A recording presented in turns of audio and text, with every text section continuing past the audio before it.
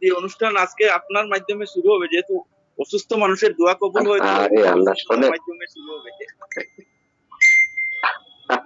আলহামদুলিল্লাহ স্যার, শুরু করেন। এখানে আমি যা দেখ আমাদের গ্রুপে যদি 50 জন প্রেজেন্ট থাকে, 50 জনই প্রেজেন্টার এবং তাদের সেই কোয়ালিটি গ্রো করেছে। আমি অন্যান্য গ্রুপ ঢুকে দেখি বা কথা বলি, স্ট্যান্ডার্ডিটি, ল্যাঙ্গুয়েজিটি, ডেলিভারি, ইয়ে আমার পারবে এটা। এখানে যে কেউ মানে ইয়ে করার ক্ষমতা রাখে। আলহামদুলিল্লাহ। আসলে স্যার আমরা অন্তত তেলাওয়াতটা করে নিয়ে শুনে নিই, বলে বরকত দেবে আল্লাহ। জি স্যার, তেলাওয়াতটা শুনলে বরকত দেবে। জি আলহামদুলিল্লাহ। আমরা ইন্নাল হামদালিল্লাহ ওয়াসসালাতু ওয়াসসালামু আলা রাসূলিল কারীম, আম্মা বাদ।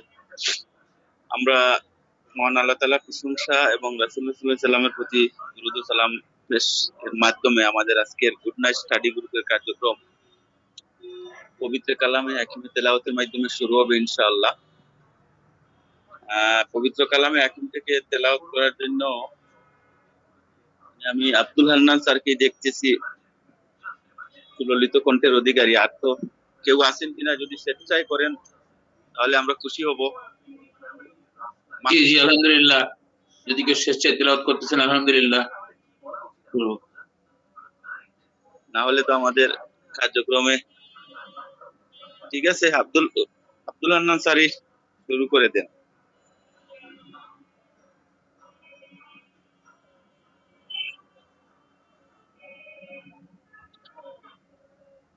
أعوذ بالله من الشيطان الرجيم. بسم الله الرحمن الرحيم.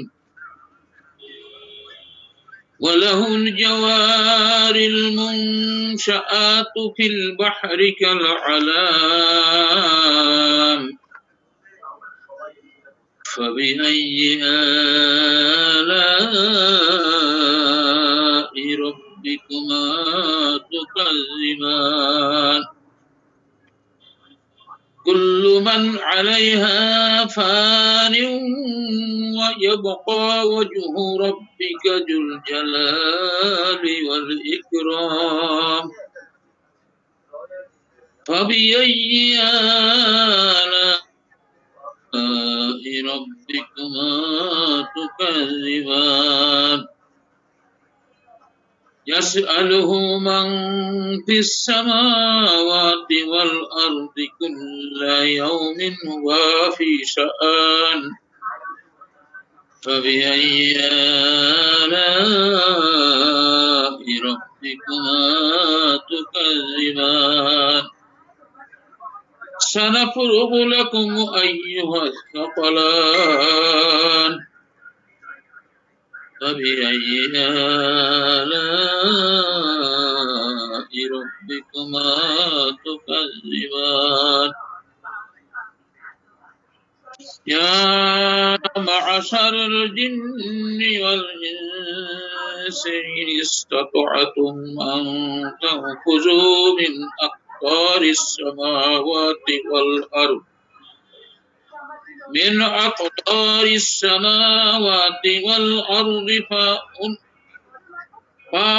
فانفذوا لا تنفذون إلا بسلطان فبأي آلاء ربكما تكذبان صدق الله العظيم। এসব হচ্ছে দরিয়ায় বিচরণশীল পর্বত দৃশ্য জাহাজ সমূহ তারই নিয়ন্ত্রণাধীন। অতএব তোমরা উভয়ে তোমাদের পালনকর্তার কোন কোন অবদানকে অস্বীকার করবে? ভূপৃষ্ঠের সবকিছুই ধ্বংসশীল, একমাত্র আপনার মহিমায় ও মহানুভব পালনকর্তার সত্তা ছাড়া। অতএব তোমরা উভয়ে তোমাদের পালনকর্তার কোন কোন অবদানকে অস্বীকার করবে? নভমণ্ডল ও ভূমণ্ডলের সবাই তার কাছে প্রার্থী, তিনি সর্বদাই কোনো না কোনো কাজে রত আছে। অতএব তোমরা উভয়ে তোমাদের পালন কর্তার কোন নিয়ামতকে অস্বীকার করবে? এ জিন ও মানব, আমি শীঘ্রই তোমাদের জন্য কর্মমুক্ত হয়ে যাব। অতএব তোমরা উভয়েই তোমাদের পালন কর্তার কোন নিয়ামত অস্বীকার করবে? হে জিন ও মানবকুল, নভমণ্ডল ও ভূমণ্ডলের প্রান্ত অতিক্রম করা যদি তোমাদের সাধ্যে কোলায় তবে অতিক্রম করো, কিন্তু ছাড়পত্র ব্যতীত তোমরা তা অতিক্রম করতে পারবে না। অতএব তোমরা উভয়ে তোমাদের পালন কর্তার কোন কোন নিয়ামতকে অস্বীকার করবে? বারাকাল্লাহু লানা ওয়া লাকুম ফিল কোরআনিল আযীম ওয়া সাদাকা রাসূলুহুন নবিয়্যুল কারীম ওয়া নাহনু আলা যালিকা মিনাশ শাহিদিন ওয়াশ শাকিরিন। আসসালামু আলাইকুম ওয়া রাহমাতুল্লাহ।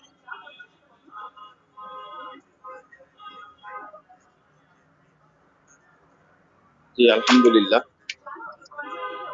আমরা আব্দুল হান্নান স্যারের কাছ থেকে চমৎকার তেলাওয়াত শুনছিলাম। আর সব সময় প্রস্তুত থাকেন যে কোনো মুহূর্তে যে কোনো পরিস্থিতিতে তার তেলাওয়াত বা যে কোনো কাজে আমরা স্যারকে পেয়ে যাই। এই জন্য স্যারকে আবারও অশেষ ধন্যবাদ জানাচ্ছি। আমরা আমাদের মূল কার্যক্রমে স্যার, স্যার, আমি একটা 2 মিনিট জি যদি স্যার, অনুমতি দেন স্যার, প্লিজ। জি Joardar sir. I am extremely sorry to interrupt আমাদের শ্রদ্ধেয় শাকুর স্যারকে আর আব্দুল হান্নান স্যারকে অবশ্যই জাযাকাল্লাহ হয়। আর আমাদের মুরব্বী যারা আছেন সবাইকে সম্মান এবং শ্রদ্ধা জানাচ্ছি। আপনাদের স্যাক্রিফাইস আমাদের অনুপ্রেরণা। আমরা অনেকদিন ক্লাস করছি একসাথে, বেশ কিছু আমাদের সজ্জন বা বন্ধু আমাদের আছেন, তাদের আমাদের একটু কম বেশি একটু মত বিনিময় হওয়া দরকার। আচ্ছা স্যার, আমি একটু ইন্টারাপ্ট করতেছি প্লিজ। অবশ্যই স্যার, অনেকদিন এডিআই বলে একজন জয়েন করেছেন, প্লিজ আপনার আইডেন্টিটি একটু কাইন্ডলি বলবেন, আমরা সবাই পরিচিত হব প্লিজ। এডিআই যদি মনে থাকেন তাহলে, আপত্তি থাকলে অসুবিধা নেই।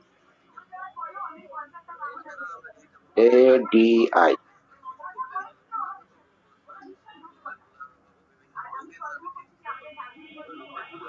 শাকুর স্যার, জি শুনতে পাচ্ছি। সিলেট একদিন থেকে পরিচয় আমার দিয়েছিলেন, কারণ ছেলে না মেয়ের আইডি দিয়ে ঢুকেন এখন নাম যেন না, আমি সেটা বলতেছি না। সত্যি কথা বলতে কি, দেখেন মানুষ তো দুনিয়া গোল, সত্যি কথা কখন কোথায় কাজ হয় একটু পারপাসে বা দেখা হয়, কিভাবে দেখা হয়, তখন এগুলো পরিচিত থাকলে আপনি এটা যাদের সাথে, যেমন আপনার সাথে আপনার সাথে যখন দেখা হয়েছে তখন অনুভূতিটাকে আপনি ব্যক্ত করা সম্ভব। আমার সাথে যখন জি জি দেখা হয়েছে আব্দুল হান্নান স্যারের, আমার তো এটা ছোটবেলা থেকে বাবাকে দেখিনি, যখন আই ওয়াজ 1 ইয়ার, অনলি 1 ইয়ার, আমার তো বাবার জি কথা জি মনে পড়ে গিয়েছে মনে হয়। তো এই যে অনুভূতি গুলো আমার মনে হয় দরকার আছে শেয়ার করা। পড়ালেখা করলে শুধু পড়ালেখা হয় না, পারলেই কিন্তু মানুষের বুদ্ধি বাড়ে না বা বয়স বাড়ে না। একটু পরিচিত হওয়া দরকার। খান জি মিলন ম্যাডাম স্যার কোথায় থেকে জয়েন পরিচয় করছেন? দিলে ভালো হতো। আদি নামে উনি বোধহয় মাইক্রোফোনটা অন করে আচ্ছা একটু ঠিক পরিচয় আছে দিয়ে দিন। জোয়ারদার স্যার আসলে বেশ কঠিন না, হ্যাঁ, তারপরেও নেওয়া উচিত। সময় ভুলে যাই তো আমরা। আমার ঠিক স্মরণ হচ্ছে না উনি কিনা, আরেকদিন যে বলছিলেন। আচ্ছা জি, ঠিক আছে ম্যাম, ঠিক আছে, অসুবিধা নেই। খান আসসালামু মিলন আলাইকুম। Sir please. আমি স্যার জি, কেমন আছেন আসসালামু স্যার, আলাইকুম। ভালো আমি আছেন? মঠবাড়িয়া থেকে বলছিলাম। জি, মোটকর ও আলহামদুলিল্লাহ। আব্দুল হক স্যারের এই মঠবাড়িয়াতে স্বাগত। আব্দুল হক স্যারের আব্দুল হক স্যারের আব্দুল নেতৃত্বে হক আপনি স্যারের এগিয়ে যান। মঠবাড়িয়া। জি, আমি আমাদের মঠবাড়িয়া স্টাডি গ্রুপ আমাদেরই ইসে আর কি, এটা আমরা পরিচালনা করি দুজনই, আব্দুল হক স্যার আর আমি। আলহামদুলিল্লাহ, আলহামদুলিল্লাহ স্যার, স্বাগত।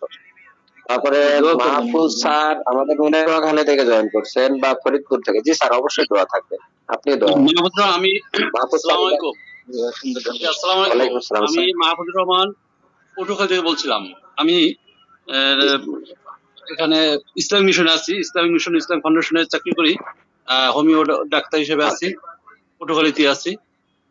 তো আমার চেম্বার পটুয়াখালীতে। আলহামদুলিল্লাহ স্যার, তাহলে পটুয়াখালী গেলে ইনশাল্লাহ আপনার কাছে মাছ খাওয়া যাবে অনেক, আলহামদুলিল্লাহ হ্যাঁ স্যার। না, পটুয়াখালী কুয়াকাটা সবার, আমাদের গ্রুপের সবার জন্য দাওয়াত রইলো কুয়াকাটা ভ্রমণের জন্য। কুয়াকাটা তো আমার থ্যাংক ইউ পার্শ্ববর্তী স্যার। কাছে। এই যে স্যার দেখছেন কেমন একটা রিলেশন তৈরি হয়ে গেল, দেখছেন আর কিছু লাগে? ওখানে জি ইসলামিক স্যার, এটাই ফাউন্ডেশনের গেস্ট হাউসে থাকবো আমরা, অসুবিধা কি? জি। জি। আহ, S Ali sir, S Ali sir তো অনেকদিন থেকে আছেন মনে হয়, এস আলী স্যার। এটা সিলেটের আমার পরিচিত, ওইটা আমি ওই যে ওনাকে আমার আইডি দিয়ে তো ওখানে আসছেন কিনা। ও ফাইন ফাইন স্যার। জি স্যার। এই তো স্যার, আলহামদুলিল্লাহ। আচ্ছা, আমরা মাঝে মধ্যে এরকম একটু পরিচয় নিব, আমাদের ভালো হবে। আর আপনার যিনি ক্লাস নেবেন ওনার পরিচয়টা একটু আজকে একটু ডিটেল একটু আমরা দেবো ইনশাল্লাহ। আজকে আমাদের জি যিনি জি ক্লাস নেবেন ডক্টর আসরাউল স্যার। মাঝে মধ্যে কিন্তু স্যার স্মৃতিতে ডুব দেওয়া ভালো, এবং স্মৃতিতে ডুব দেওয়া এটা একটা কিন্তু একটা কি বলবো, রিক্রিয়েশন এটা অবশ্যই। ফিতরাতে জি থাকা উচিত এটা। জি জি। নিঃসন্দেহে স্যার। আমি নিশ্চিত ভাবেই বলতে পারি, মহান আল্লাহর অশেষ শুক্রিয়া, আব্দুল হান্নান স্যারের ভিতরে যে প্রাণ চঞ্চল, আমাদের জাকির স্যারের যে প্রাণ চঞ্চল্য আগের তুলনায়, আমি এই জন্য জহির স্যারকে অসংখ্য ধন্যবাদ দিই। আমাদের সাথে বড় হুজুর জহির স্যার জয়েন করেছেন। বড় হুজুর জহির স্যার, আসসালামু আলাইকুম স্যার।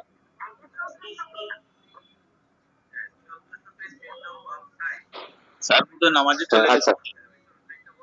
আচ্ছা আচ্ছা আচ্ছা, ওকে উনি স্যার। আসবেন যত সময় ইসলাম আসরাউল স্যার হচ্ছে, জি স্যার, জি স্যার, আজকে থেকে প্রায় প্রায় 1 বছর আগে আমাদের আমাদের 3-4টা টার্ম নিয়ে রাত্রে ক্লাসে আলোচনা হতো। 3-4টা টার্ম আপনারা হয়তো অনেকেই জানেন, ইভেন আব্দুল হান্নান স্যারও হয়তো তখন জয়েন করেননি। আমরা হচ্ছে মাইন্ড রেপার্টরি করতাম, মেট্রোমেডিকা পড়তাম, একাধিক ওষুধ পড়তাম, রিপিট পড়তাম, তারপরে থেরাপিউটিক্স পড়তাম আমরা। ইকবাল জিল্লুল মজিদ স্যার প্রায় একটা করে কেস শেয়ার করতেন, অনেকে কেস শেয়ার করতেন। যাই হোক, এরকম ভেরিয়েশন ছিল, ভ্যারাইটি ছিল। তখন আমরা 2 ঘন্টা তারও বেশি আমাদের ক্লাস হতো। যাই হোক, এর ভিতরে আমরা হঠাৎ মনে করলাম যে আমরা যে কিছু আমাদের মেডিকেল টার্ম যেটা না জানলে ডক্টর হিসেবে পরিচয় দিয়ে আমাদের অনেক সময় লজ্জা বোধ হয়। আমি যদি একটা কোলোনোস্কোপি রিপোর্ট যদি না দেখতে পারি, তার একটা যদি ব্লাড রিপোর্ট না দেখতে, ক্রেটাইনিন আমি যদি না দেখতে পারি, তারপরে মানে র্যান্ডম ব্লাড সুগার যদি আমি না পড়তে পারি, মানে এটা আমাদের জন্য একটা সেম মানে হোমিওপ্যাথি মানে একটা বড় বাধা মনে করি। ঠিক তখন আমরা বললাম যে আমরা প্রতিদিন 5টা করে ওয়ার্ড আমরা ইয়ে করবো। আল্লাহর রহমত, প্রথম 2-1 দিন কামরুল স্যার ইয়ে করেছিলেন। কামরুল স্যার অনেক ব্যস্ত মানুষ আমরা। তারপরে আশরাফুল স্যার বললেন যে স্যার তাহলে আপনারা যদি বলেন তাহলে আমি করতে পারি। তো স্যার প্রথম 2-1 দিন দেওয়ার পরে আমার ওটাই মন কেড়ে নিল যে তারপর থেকে উনি কিন্তু এক ধরে আমাদের সেবা দিয়ে যাচ্ছেন। আমি সেবাই বলবো এটা, অকৃপণ ভাবে সেবা, অকৃপণ ভাবে সেবা। যে এমন একটা বিষয় দান করেন, যে দান করলে শুধু বাড়েই, কখনোই কমে না, সকল দিক থেকে বাড়ে। সেই হচ্ছে আমাদের আশরাফুল স্যার, আমাদের পরিবারের সদস্য। জি স্যার, জি স্যার। জি স্যার, জি স্যার, আমার পরিবারের সদস্য। আশরাফুল স্যার আমাদের পরিবারের সদস্য। উনি যদি মালদা থেকে জয়েন করেন, আর একটা জিনিস আমি লক্ষ্য করি, এই ভদ্রলোকের ভদ্রতা এখন পর্যন্ত গ্রুপে, উনি অনেক জায়গায় ক্লাস নেন বা ইয়ে করেন, একটা মানুষ এ পর্যন্ত থেকে কোনো প্রকার, আলহামদুলিল্লাহ, এটা শুক্রিয়া। এটা যে একটা মুসলমানের যে বৈশিষ্ট্য হওয়া উচিত তার ভিতরে একটি।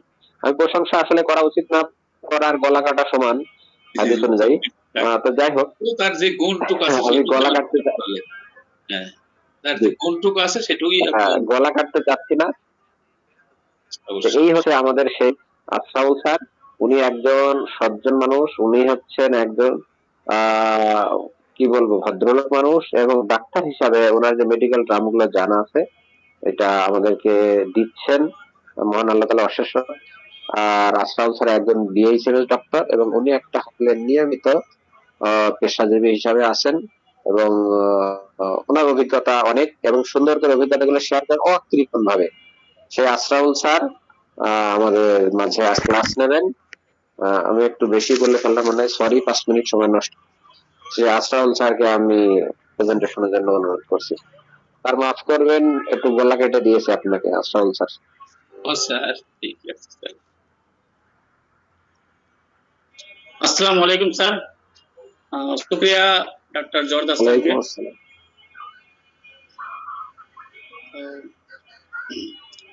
গুড নাইট স্টাডি গ্রুপের প্রত্যেককেই জানাই আমি আন্তরিক শুভেচ্ছা অভিনন্দন। আজকে আমাদের যে আলোচনা বিষয় সেখানে আসছি। আজকে আমরা যা আলোচনা করব সেটা হচ্ছে আমাদের কার্ডিওভাস্কুলার সিস্টেম নিয়ে আজ আলোচনা হবে।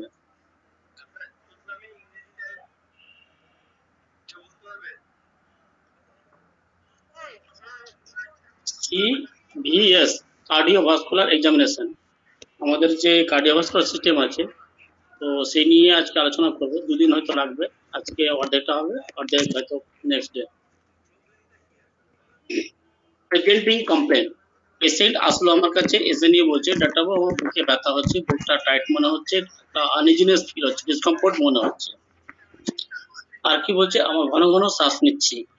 আর কি হচ্ছে, বুকটা ধড়ধড় করছে, বুকটা মানে যেটা বলা প্যালপিটেশন, বুকটা ধড়পড় ধড়পড় করছে। আর কি হচ্ছে, ব্ল্যাক আউট, মুখটা বিবর্ণ হয়ে যাচ্ছে।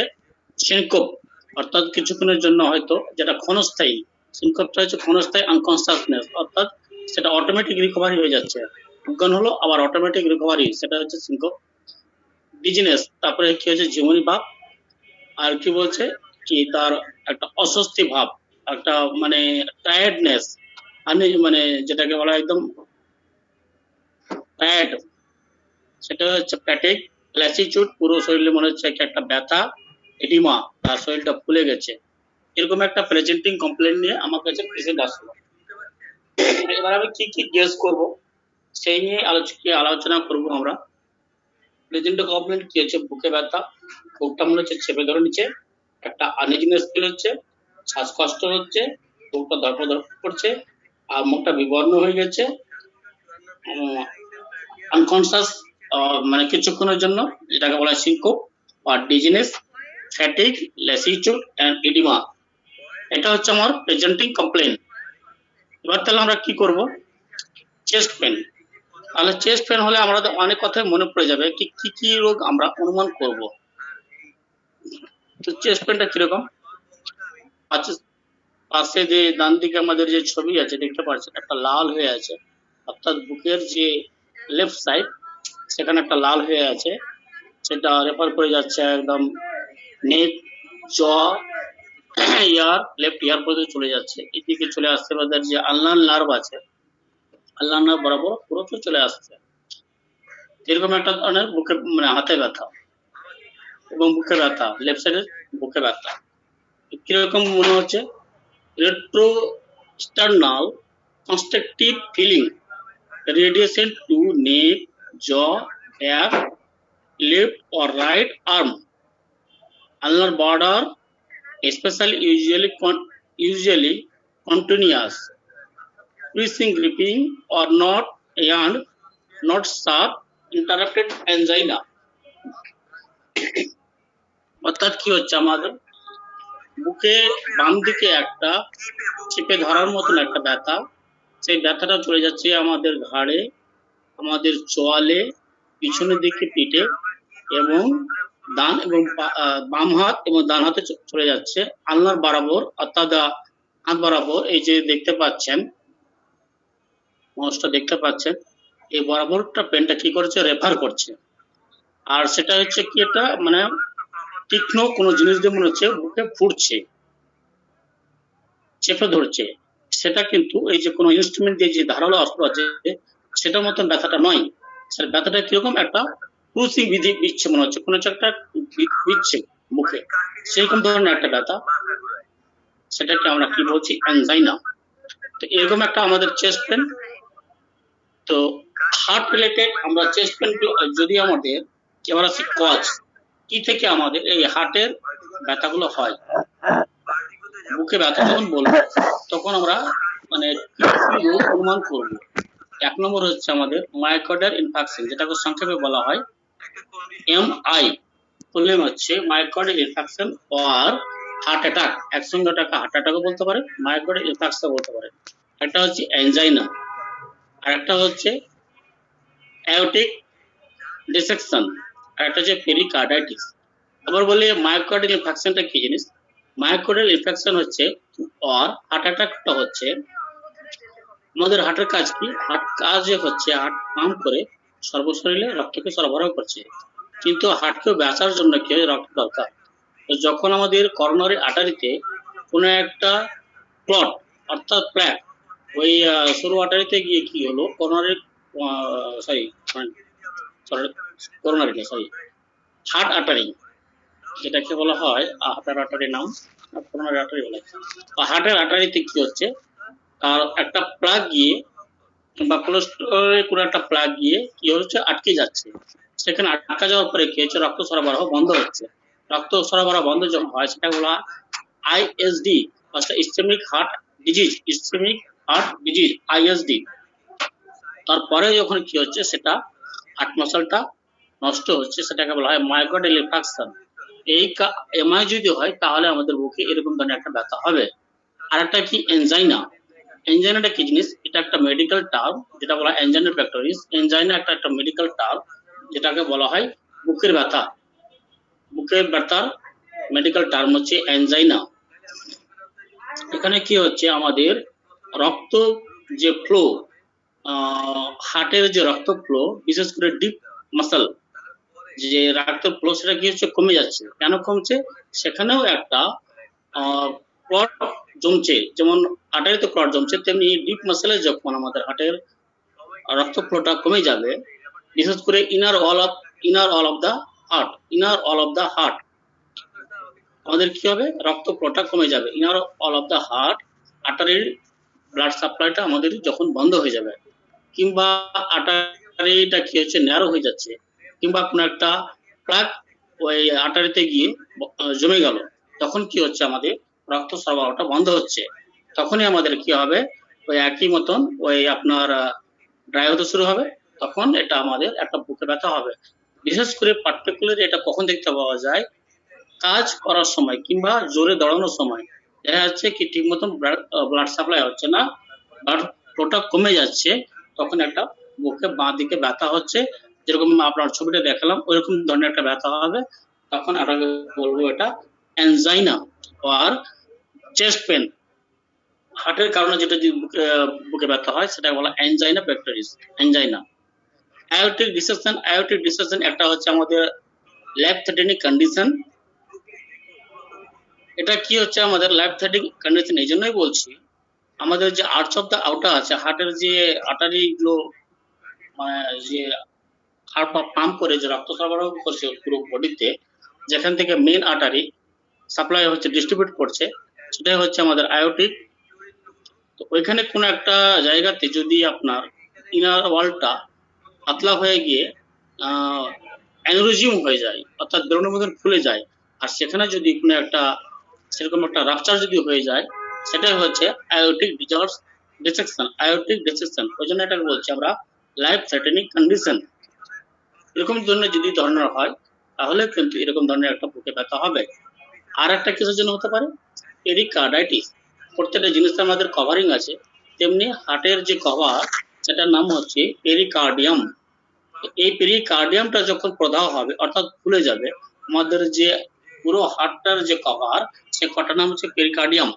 পেরিকার্ডিয়ামটা কি হবে, আমাদের যখন ফুলে যাবে অর্থাৎ প্রদাহ হবে, তখন তাকে আমরা বলবো পেরিকার্ডাইটিস।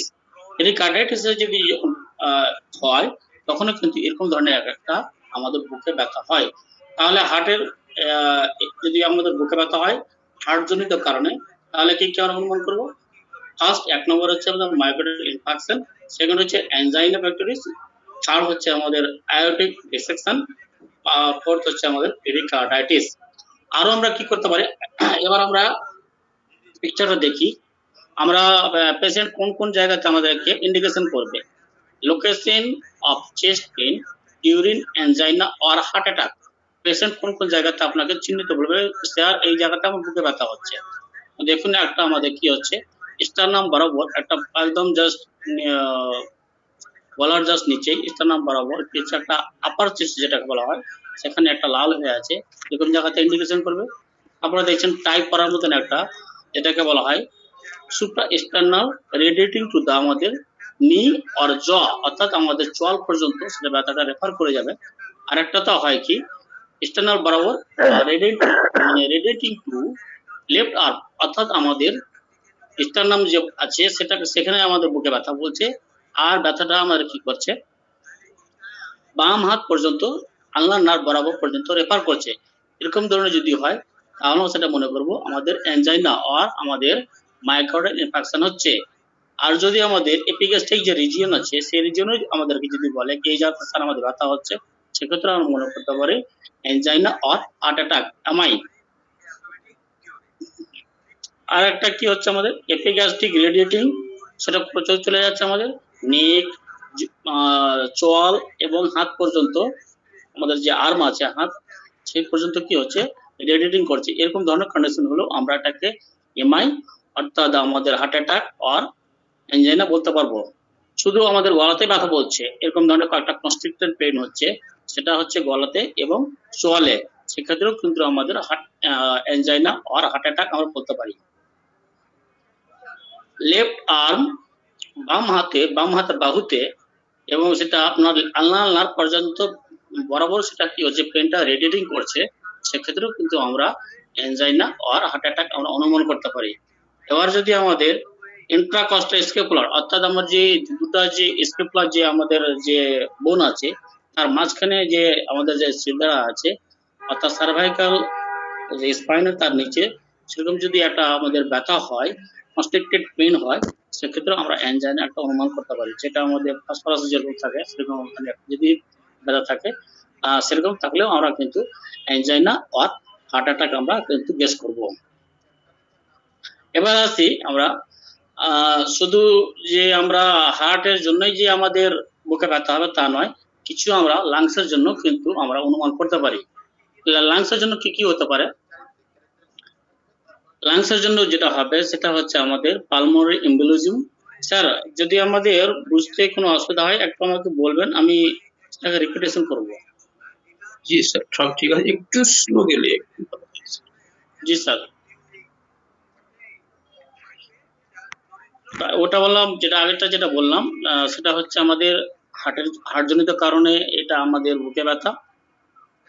এবার আসি আমি লোকেশনটা দেখালাম আমাদের যে মায়োকার্ডিয়াল ইনফার্কশন আর হার্ট অ্যাটাকের যে লোকেশন কোন কোন জায়গাতে আমাদের ইন্ডিকেশন করবে পেশেন্ট, সেই জায়গাগুলোকে আপনাদের দেখালাম। এবার আসছি আমি লাংস ফুসফুস জনিত কারণেও কিন্তু আমাদের বুকে ব্যথা হয়। সেটা কি কি হচ্ছে আমাদের পালমোনারি এম্বোলিজম, যেমন আমাদের হার্টের আর্টারিতে যদি প্লাগ জমে আমাদের এমআই হয় অর্থাৎ মায়োকার্ডিয়াল ইনফার্কশন যদি হয়, সেরকম যদি আমাদের ফুসফুসে যে আর্টারি আছে ফুসফুসে আর্টারিতে যখন আমাদের কি হচ্ছে কোনো একটা প্লাগ কোনো একটা ক্লট জমে গিয়ে সেটা কি হচ্ছে ফুসফুসের আর্টারিকে বন্ধ করে দিচ্ছে, ফুসফুসের যে ধমনী আছে সেটাকে বন্ধ করে দিচ্ছে। ফুসফুসের ধমনী যদি বন্ধ হয় তাহলে কি হবে আমাদের ফুসফুসে অক্সিজেন সাপ্লাই আমাদের বন্ধ হবে অর্থাৎ আমাদের ফ্লোটা কমে যাবে।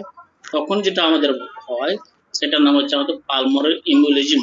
পালমোনারি এম্বোলিজম এখানে যেমন বললাম আপনার মায়োকার্ডিয়াল ইনফার্কশন আর হার্ট অ্যাটাক, এখানে বলছি পালমোনারি এম্বোলিজম।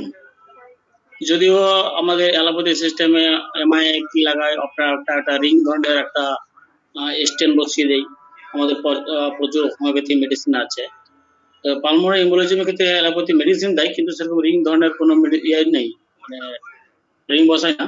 তবে ওটা টেস্ট আছে একটা যেটাকে বলা হয় আপনার পালমোনারিস্কোপি, এরকম একটা টেস্ট আছে, কোন জায়গা ব্লকেজ আছে সেটা দেখতে পাওয়া যায়। পালমোনারি এম্বোলিজমের জন্য আমাদের বুকে ব্যথা হবে। প্লুরেসি আমাদের যে যেমন আমাদের হার্টের যে কভার সেটার নাম হচ্ছে পেরিকার্ডিয়াম, সেটা যদি ইনফ্লামেশন হয় অর্থাৎ সেটা যদি প্রদাহ হয় সেটাকে বলা হয় পেরিকার্ডাইটিস। তেমনি লাংসের যে কভার, লাংসের কভারের নাম হচ্ছে প্লুরা, লাংসের কভারের নাম হচ্ছে প্লুরা। প্লুরা যখন আমাদের ইনফ্লামেশন হয় অর্থাৎ প্রদাহ হয় খুলে যায় তখন তাকে বলা হয় প্লুরেসি, তখন তাকে বলা হয় প্লুরেসি।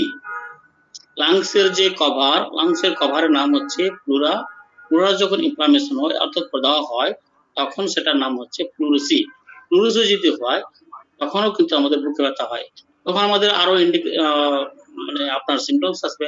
তারপর প্লুরেসি হলে আপনার ইভিনিং এ জ্বর হবে, লো টেম্পারেচার ইভিনিং জ্বর হবে, কাশি থাকবে আপনার। যদি আপনি সেটা ইয়ে করতে বলেন স্পুটাম পর এবি লেগেন, সেখানে আপনি অ্যাসিড ফাস্ট ব্যাসিলাই পাবেন, তখন আপনি কনফার্ম হতে পারবেন প্লুরেসি। এরকম আমাদের তো বুকে ব্যথা হয় প্লুরিসি হলেও কিন্তু ওরকম ধরনের একটা আমাদের ব্যথা হয়। তো এটা বেশি কখন হয়, যখন মানে শ্বাসকষ্ট হবে, প্লুরিসি থাকে বেশি কখন, যখন জোরে শ্বাস নেই তখন বুকে ব্যথাটা বেশি হবে, এবং কাশার সময় বুকে ব্যথাটা বেশি হবে, তখন সেটা বলা হয় pleurisy. Collapse of the lungs, collapse of the lungs, collapse মানে তো বুঝতে পারছেন ঠান্ডা, লাংস মানে ঠান্ডা হয়ে যাচ্ছে, কোলাপস মানে আপনারা সবাই জানেন, কোলাপস মানে হচ্ছে ঠান্ডা। চেস্ট পেন অর্থাৎ বুকে ব্যথা associated with collapse of the lungs typically beings suddenly, এটা কখন হয়, খুব মানে আপনার হঠাৎ হয়, বেশিক্ষণ এটা থাকে না, কয়েক ঘন্টা থেকে কয়েক ঘন্টা মাত্র থাকে। Generally associated with shortness of breath, তার সাথে সাথে কি হবে, প্রচন্ড শ্বাসকষ্ট। A collapse of lungs occur when air leak into the space between the lungs and rib. হঠাৎ করে হয়তো বুকে কোনো একটা আঘাত লাগলো, বুকে আঘাত লাগার পরে কি হচ্ছে, তার একটা এয়ার লিক হয়ে যাচ্ছে, তখনই কি হচ্ছে, আমাদের লাংসটা কোলাপস হয়ে যাচ্ছে। সেক্ষেত্রেও কিন্তু আমাদের একটা এরকম এটাকে বলা হয় বুকে প্রচন্ড ব্যথা হবে, তার নাম হচ্ছে collapse of the lungs.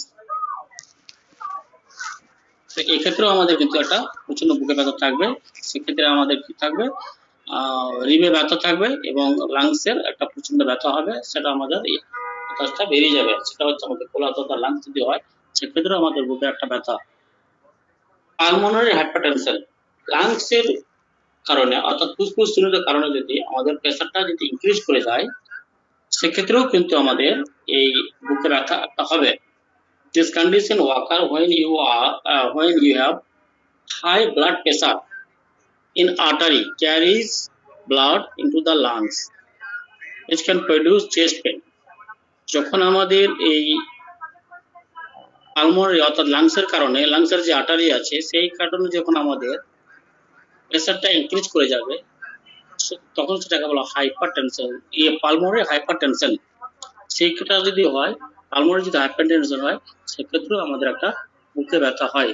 Lungs জনিত কারণে বুকে ব্যথাকে কি ধরবো, তাহলে হচ্ছে আমাদের pulmonary embolism, pleurisy, collapse of the lungs, plural hypertension, pulmonary hypertension, এইসব ক্ষেত্রে কিন্তু আমরা লাংসের কারণে আমরা বুকে ব্যথা।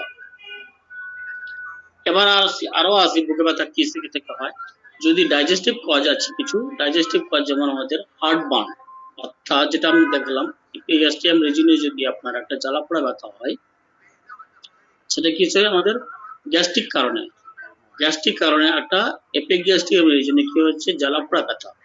ব্যথাটা কি হচ্ছে, this painful burning sensation behind your breast বোন occur when stomach acid was up from your stomach into the tube that connect your throat into your stomach. আমাদের যে এসোফেগাস আছে, সেটাকে এপিগ্যাস্ট্রাম থেকে এসোফেগাস পর্যন্ত সেটা কি হবে, একটা জ্বালাপোড়া ব্যথা। তো অনেক সময় কি হয়, পেশেন্টরা বুঝতে পারে না সেটা মানে আপনার এটা ব্যথা হচ্ছে না বুকে ব্যথা হচ্ছে, পেশেন্টরা আমাদেরকে এসে নিয়ে বলবে আমার বুকে ব্যথা হচ্ছে, তো এটাকে বলা হয় হার্ট বার্ন। তো একটা ইন্ডিকেশন থাকবে, সেটা এপিগ্যাস্ট্রাম থেকে শুরু করে পুরো আপনার যে এসোফেগাস আছে, সেই এসোফেগাসের পর্যন্ত একটা জ্বালাপোড়া ব্যথা থাকবে, সেক্ষেত্রেও আমাদের বুকে ব্যথা হয়, এটার নাম হচ্ছে হার্ট বার্ন। এক্ষেত্রে আমাদের আরো কিছু ইন্ডিকেশন থাকবে, তখন আমরা ঠিক পেশেন্টকে আমরা সেপারেট করতে পারবো কি এটা আমার হার্ট বার্নের জন্য এটা বুকে ব্যথা হচ্ছে। সোয়েলিং ডিসঅর্ডার, এবার কি হচ্ছে, আমাদের যে এসোফেগাস আছে, এসোফেগাস যদি আমাদের কিছু ন্যারোইং হয়ে যায়, অর্থাৎ গিলতে যখন খুব কষ্ট হয়, কোনো খাওয়ার হয়তো আমাদের কি হচ্ছে, গেলার সময় খুব কষ্ট হচ্ছে, খুব ব্যথা হচ্ছে, তখনও কিন্তু একটা বুকে ব্যথা হয়। পেশেন্ট হয়তো বুঝতে পারে না বুক কোনটা আর পেট কোনটা। তো আমাদের যে এসোফেগাস আছে, এসোফেগাসে কি হচ্ছে, খাওয়ার সময় খুব কষ্ট, গিলতে খুব কষ্ট এবং খুব ব্যথা, সেটাকেও কিন্তু ওটা হচ্ছে আমাদের সোয়েলিং ডিসঅর্ডার, অর্থাৎ আমাদের এসোফেগাসে ব্যথা, কিন্তু এসোফেগাসটা আমাদের কি হচ্ছে, বুক বরাবর চলে গেছে স্টোমাকে, বুক দিয়ে বরাবর চলে গেছে আমাদের স্টোমাকে, তখন কিন্তু তার বুকে বলবে ব্যথা, কিন্তু সেটা হচ্ছে অ্যাকচুয়ালি সোয়েলিং ডিসঅর্ডার। আর কি হয় গ্যাস্ট্রিক ট্রাভেলসের জন্য? গোলব্লাডারে এবং প্যানক্রিয়াসের কারণেও কিন্তু আমাদের পেনটা রেফার চলে যায় বুকে, তখন ওরা অনুমান করতে পারে না পেটে ব্যথা হচ্ছে না বুকে ব্যথা হচ্ছে, আমাদেরকে তখন হয়তো জানতে হবে কি কেন হচ্ছে। সেখানে যদি গোলব্লাডারে পাথর হয় কিংবা গোলব্লাডার যদি আমাদের ফুলে যায়, যেটাকে বলা হয় কোলোসিস্টাইটিস, গোলব্লাডার পাথর খুলে লিথিয়াসিস অর কোলোসিস্টাইটিস, গোলব্লাডার পাথর কিংবা গোলব্লাডার যদি আমাদের ইনফ্লামেশন হয়ে যায়, প্রদাহ হয়ে যায়, তখনও কিন্তু পেনটা রেফার করে বুকে চলে যায় এবং সেটা রাইট হাইপোকন্ড্রিয়াক রিজনে ব্যথাটা হয়। অনেক সময় পেশেন্ট ঠিক বলতে পারে না, কিংবা pancreas, head of the pancreas epigastric রিজনে আছে আমাদের, সেখানে যদি ব্যথা হয় তখন আমাদের পেনটা রেফার করে বুকে চলে যায়, তখন বলে স্যার এখানে বুকে আমাদের ব্যথা হচ্ছে, কিন্তু অ্যাকচুয়ালি সেটা ব্যথা হচ্ছে আমাদের প্যানক্রিয়াসে কিংবা আমাদের গোলব্লাডারে, এইসব কারণে কিন্তু আমাদের বুকে ব্যথাটা চলে যায়। এটা হচ্ছে আমাদের ডাইজেস্টিভ কজের জন্য আমাদের বুকে ব্যথা হয়। এক নম্বর হচ্ছে আমাদের হার্টবার্ন, সোয়েলিং ডিসঅর্ডার, গোলব্লাডার আর প্যানক্রিয়াসের যদি প্রবলেম হয় সেক্ষেত্রেও আমাদের বুকে ব্যথা হয়। এবার আসি মাসল অ্যান্ড বোন কজেস। আমাদের যে চেস্ট ওয়াল আছে, চেস্ট ওয়ালে যদি প্রবলেম হয় সেক্ষেত্রেও আমাদের বুকে ব্যথা হয়, কিংবা আমাদের যে বুকের যে রিবগুলো আছে, রিবগুলো যদি ব্যথা হয় তাহলে সেক্ষেত্রেও আমাদের কিন্তু বুকে ব্যথা হয়। তো আমাদের যে বুকের যে এগুলো আছে রিবস, রিবস গুলোর মধ্যে কিন্তু একটা কার্টিলেজ আছে, অর্থাৎ খচখচে যে হাড় সেটাকে বলা হয় কার্টিলেজ, মানে নরম হাড়টাকে বলা হয় কার্টিলেজ। তো সেখানে আমাদের যে একটা রিবস আর একটা রিবসের মাঝখানে যে স্পেস সেটাকে বলা হয় ইন্টারকস্টাল স্পেস। তো এই ইন্টারকস্টাল স্পেস অর্থাৎ মাংসপেশিগুলোতে যখন আমাদের ব্যথা হয় সেটাকে মেডিকেল টার্ম হচ্ছে costochondritis, costochondritis. This is the condition cartilage of your ribs cage, particular cartilage that joint your ribs or breastbone become inflamed or painful. যখন আমাদের ওই কি হচ্ছে ইন্টারকস্টাল স্পেস আর মাসলগুলোতে ব্যথা হচ্ছে, অর্থাৎ সেটা ফুলে যাচ্ছে, প্রদাহ হচ্ছে, ব্যথা হচ্ছে, সেটা জন্য আমাদের বুকে একটা ব্যথা হয়। এটার জন্য আমাদের একটা ভালো মেডিসিন আছে রানানকুলা ভালভাস। যখন আপনার এই ইন্টারকস্টাল স্পেস যে আছে সেগুলোতে যদি খুব এরকম ধরনের ব্যথা হয়, কস্টোকন্ড্রাইটিস, সেক্ষেত্রে আমাদের একটা ভালো মেডিসিন হচ্ছে রানানকুলা ভালভাস। এই কারণে আমাদের একটা বুকে ব্যথা হয়। শোর মাসল, শোর মাসলটা কি হচ্ছে আমাদের দীর্ঘদিন ধরে আমাদের এই যে চেস্ট ওয়াল যে আছে, সেই মাংসপেশিগুলো যে আছে, মাংসপেশিগুলোতে কি আছে আমার প্রচন্ড ব্যথা, মাংসপেশিগুলোতে ব্যথা, যেটাকে বলা হয় ফাইব্রোমাইয়ালজিয়া। ফাইব্রোমাইয়ালজিয়া মানে মাংসপেশি সমূহ যে ব্যথা, সেটা হচ্ছে আমাদের ব্যথা, সেটা হচ্ছে সোর মাসল অর্থাৎ ক্ষত। Can produce persistent muscle related chest pain, অর্থাৎ আমাদের চেস্ট ওয়ালের যে মাংসপেশি সমূহ আছে সেই পেশি সমূহতে যখন আমাদের ব্যথা হয় সেটাও কিন্তু বুকে ব্যথা বলে। এটা হচ্ছে সোর মাসল, আর এটাকে বলা হয় ফাইব্রোমাইয়ালজিয়া, অর্থাৎ ফাইব্রাস টিস্যুতে যে আমাদের হচ্ছে ব্যথা হচ্ছে। আর একটা কি হচ্ছে ইনজিওর্ড রিব, অর্থাৎ আমাদের যে চেস্ট আছে, চেস্টের যে রিবগুলো আছে, রিবগুলো যদি আমাদের কি হয় আঘাত লেগে যদি ভেঙে যায় কিংবা কোনো একটা মচকে যায় কিংবা যদি কোনো একটা ক্র্যাক হয়ে যায় সেক্ষেত্রেও কিন্তু আমাদের বুকে ব্যথা হয়। এই কারণেও কিন্তু একটা আমাদের বুকে ব্যথা হয়। এক্সরে করে জানতে হবে বুকের ব্যথাটা রিবগুলো ভেঙেছে কিনা, ফেটেছে না আমাদের ঠিক আছে, এটাকে বলা হয় ইনজুরি রিস্ক। এই কারণেও কিন্তু আমাদের বুকে ব্যথা হয়। আর আদার্স এর মধ্যে কি মাংসপেশি এবং বোনের জন্য কি হচ্ছে কস্টোকন্ড্রাইটিস, সোরনেস মাসল, সোর মাসল আর ইনজিওর্ড রিব, এই কারণেও কিন্তু আমাদের বুকে ব্যথা হয়। আদার্স কজ কি আর আছে? আদার্স কজ আছে আমাদের প্যানিক অ্যাটাক, অর্থাৎ আমাদের কি হচ্ছে কোনো একটা ভয় ভীতি পেল, হঠাৎ করে আমাদের একটা সাডেন ভয় ভীতি পেল, সেখানে কি হচ্ছে আমাদের বুকটা একটা ধকধক করতে শুরু করলো, বুকটা প্রচন্ড ব্যথা হবে। হার্টবিটটা কি হলো, বেড়ে গেল। হার্টবিটটা বেড়ে গিয়ে কি হচ্ছে, তার প্রচন্ড শ্বাসকষ্ট শুরু হলো। প্রচন্ড তার সাথে কি হলো, ঘামতে শুরু করলো। আর প্রচন্ড শ্বাসকষ্ট, তার সাথে সাথে মনে হচ্ছে তার মাথা টাথা ঘেমে গেল, মানে তার বমি বমি ভাব হতে শুরু হলো। আর একটা থত করে কাঁপতে শুরু করলো। মনে হচ্ছে আর বাঁচবো না, এরকম আছে, এরকম একটা কন্ডিশন সিচুয়েশন হলো। তখন সেটাকে বলছে আমরা প্যানিক অ্যাটাক। প্যানিক অ্যাটাক যদি হয়, সেক্ষেত্রেও কিন্তু আমাদের ভয় থেকে কি হচ্ছে, বুকে ব্যথা। কিন্তু আদৌ তার কোনো হার্টের অসুখ নেই, আদৌ তার কোনো লাংসের অসুখ নেই, আদৌ তার কোনো বুকে কোনো আঘাত হয়নি। তার মানসিক সমস্যার জন্য, প্যানিক অ্যাটাকের জন্য কি হচ্ছে, তার বুকে ব্যথা হচ্ছে। সেক্ষেত্রে তখন কি হবে, তার বুকে ব্যথা হবে, তার হার্টবিটটা বেড়ে যাবে, তার র্যাপিড শ্বাসকষ্ট শুরু, মানে ঘন ঘন শ্বাস নিতে শুরু করবে। তার সাথে কি হবে, ঘেমে থুবু হয়ে যাবে, আর ঘন ঘন শ্বাস নেবে। তার সঙ্গে আপনার স্টোমাকের প্রবলেম, অর্থাৎ বমি বমি ভাব, তারপরে মনে হচ্ছে গা বাঁচবো না, মরে যাবো, এরকম ধরনের একটা এক্সপ্রেশন করবে পেশেন্ট। তখন আমরা সেটা কি বলবো, তার ভয়ের জন্য তার বুকে ব্যথা, প্যানিক অ্যাটাক। স্টিংলেস, স্টিংলেসটা হচ্ছে আমাদের কি, তার reactive in chicken pox virus, যেটাতে কি হয়, আমাদের যে স্যালাইভারি যে গ্ল্যান্ড আছে, চিকেন পক্স অ্যাটাক হয়ে সেটা স্যালাইভারি গ্ল্যান্ডের আমাদের ড্রাই হয়ে যায়। তখন আমাদের কি হয়, এই মানে পেনটা কি করে, তার চলে যায় বুকে রেফার করে। তো স্টিংলেসের জন্য একটা বুকে ব্যথা হয়। এইসব কারণে কিন্তু যে যে বললাম, এইসব কারণে কিন্তু আমাদের বুকে ব্যথা হয়। এতক্ষণ শুধু আলোচনা করলাম আমি শুধু চেস্ট পেন নিয়ে। এবার আসছি myocardial ischaemia, pericarditis and aortic dissection আমরা কি করে তফাৎ করব।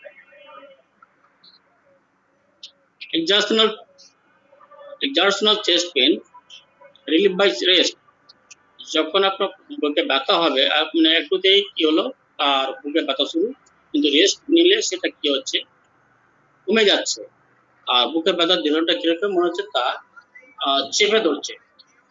আর coronary occlusion more severe, not in rest, not relieve by rest, এরকম যদি কন্ডিশন হয়, তখন তাকে আমরা বলবো মায়োকার্ডিয়াল ইসকেমিয়া। অর্থাৎ আমাদের যদি এমআই থাকে, অর্থাৎ মায়োকার্ডিয়াল ইসকেমিয়া, মায়োকার্ডিয়াল ইনফার্কশন যদি হয়, তাহলে কি হবে, একটু নড়াচড়া করবে, এক্সারশন করবে, হাঁটাহাঁটি শুরু করবে, তাহলে বুকে ব্যথা হবে, সেটা রেস্টে কমবে। বুকটা মনে হচ্ছে চেপে ধরছে। করোনারিটা অপারেশন থাকবে, একটা প্রচন্ড সিভিয়ার থাকবে। আর একটা ওর মানে কোনো একটা বিচ্ছে এরকম একটা মনে হবে, তখন আমরা বলবো মায়োকার্ডিয়াল ইসকেমিয়া। আর পেরিকার্ডাইটিস যদি হয়, তাহলে তার মানে শার্প পেন থাকবে, অর্থাৎ কোনো একটা শার্প ইনস্ট্রুমেন্ট কেটে কেটে দিচ্ছে, এরকম ধরনের একটা ব্যথা হবে। ডিপ ইন্সপিরেশনে তার বাড়বে, কাশি থাকবে, আর পশ্চারাল চেঞ্জেস, সে এক জায়গাতে স্থির থাকতে পারবে না, চটপট চটপট চটপট চটপট করে, যেমন আপনাদের ফ্র্যাকচার কিংবা অ্যাপোনাইট থাকে, একদম এক জায়গায় স্থির থাকতে পারে না। ডিপ ইন্সপিরেশন নেবে এবং তার পশ্চারাল চেঞ্জ করতে থাকবে, এরকম যদি থাকে তাহলে আমরা করবো পেরিকার্ডাইটিস। এবার আসছি আয়োটিক ডিসেকশন। আয়োটিক ডিসেকশন তার ছিঁড়ে যাওয়ার ব্যথার মতন তার বুকের সামনে এবং পিছনে কি হবে, বুকের সামনে এবং পিছনে তার ছিঁড়ে যাওয়ার মতন একটা ব্যথা থাকবে। অ্যাব্রাপ্ট অনসেট আয়োটিক অ্যানিউরিজম, আগে বলেছি। এবার তার যে আর্টারি যে আছে, তার সেখানে কোনো একটা জায়গায় ওয়ালটা কি হচ্ছে, সেখানে একটা নরম হয়ে গিয়ে বেলুনের মতন ফুলে যাবে, মাইট্রাল ভালভ ডিজিজ এসব থাকবে, তখন আমরা বলবো আয়োটিক ডিসেকশন। তাহলে স্যার আমরা তিনটা ডিজিজের, হার্টের তিনটা ডিজিজের কি করলাম, আমরা তফাৎটা করলাম।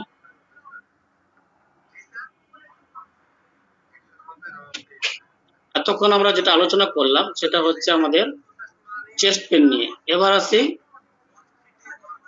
ব্রেথলেসনেস, অর্থাৎ শ্বাসকষ্ট।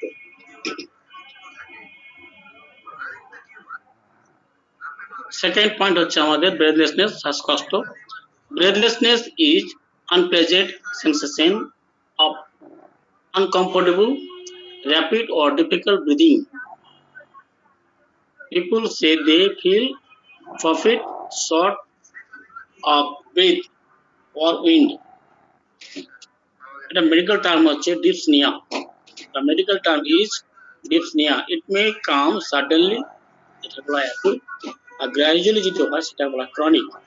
তাহলে আমাদের শ্বাসকষ্টটা কি রকম? এটা আমাদের একটা আনকমফোর্টেবল মনে হবে, যখন শ্বাসকষ্ট মনে হবে, কমফোর্টেবল মনে হবে, আর শ্বাসকষ্ট হবে এবং ঘন ঘন শ্বাস নেবে, মনে হচ্ছে বাতাস পাচ্ছে না। এটা মেডিকেল টার্ম হচ্ছে আমাদের ডিপসনিয়া। এটা যখন সাডেনলি হবে তখন বলা হয় এটা অ্যাকুট। দুটো পিকচার দিয়েছি কেন, এই হার্টের কারণে আমাদের শ্বাস মানে ব্রেথলেসনেস হয়, অর্থাৎ শ্বাসকষ্ট হয়। আর একটা পিকচার এমনি একটা সুস্থ মানুষ যদি কি হয়, প্রচন্ড সে কি করলো 100-200 মিটার রান দিলো, তারপরে এসে কি করলো, কুকুরের মতন হাঁপাতে শুরু করলো, কিন্তু সেটা ওটা মানে এক্সারশনাল ডিসনিয়া। এটা সুস্থ মানুষের অনেক সময় হয়ে যায়। এটা হচ্ছে আমাদের আরো বাস্তব। এবার লো আউটপুট, যদি আমাদের হার্টটা যদি আমাদের মানে হার্টে যদি আমাদের রক্ত কি হচ্ছে কম সরবরাহ হচ্ছে, তাহলে কি হবে, আমাদের লো আউটপুট, হার্টে আমাদের রক্ত কম সরবরাহ হচ্ছে, সেক্ষেত্রে কি হবে, আমাদের হার্ট মানে কম সরবরাহ করছে, তাহলে হচ্ছে আমাদের কনজেস্টিভ কার্ডিয়াক ফেলিওর। যখন আমাদের হার্ট মানে ফেলিওর হবে তখন আমাদের আউটপুটটা কি হবে, রক্তের কমে যাবে। মায়োকার্ডিয়াল ইনফাকশন যদি হয় তখন আমাদের হার্টটা কি করবে, কাজ কম করবে। অস্টেটিক পেডিকার্ডাইটিস যদি হয় তখন আমাদের হার্ট কি করবে, কম আউটপুট করবে। এক নম্বর হচ্ছে আমাদের হার্ট যদি ফেলিয়ার করে, কনজেস্টিভ কার্ডিয়াক ফেলিওর, সেক্ষেত্রে আউটপুটটা কমবে। মায়োকার্ডিয়াল ইনফাকশন যদি হয়, মায়োকার্ডিয়াল ইনফাকশন তো বললাম টার্মটা আগে। কনস্ট্রাকটিভ পেডিকার্ডাইটিস, আমাদের পেডিকার্ডাইটিসটা তো বললাম, লাংসের অর্থাৎ হার্টের যে প্রদাহ, এই হার্টের কভারটা প্রদাহ, সেটা হচ্ছে পেডিকার্ডাইটিস। তাহলে আমাদের আউটপুটটা কমবে। নর্মাল আউটপুট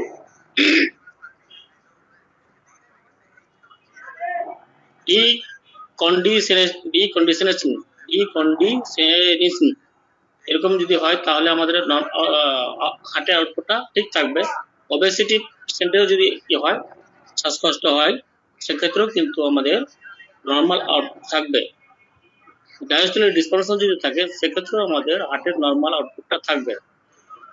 হাই আউটপুট এনিমিয়ার জন্য কিন্তু শ্বাসকষ্ট হয়, সেক্ষেত্রে আউটপুটটা কিন্তু বেড়ে যায়। হার্টকে আপনার পাম্প করতে হয় বেশি, যেহেতু রক্ত অল্পতা আছে, যার জন্য কি করতে হয়, হার্টকে পাম্প বেশি করতে হয়। এনিমিয়ার জন্য কিন্তু শ্বাসকষ্ট হয়, সেক্ষেত্রেও কিন্তু আমাদের হার্টকে বেশি পাম্প করতে হবে।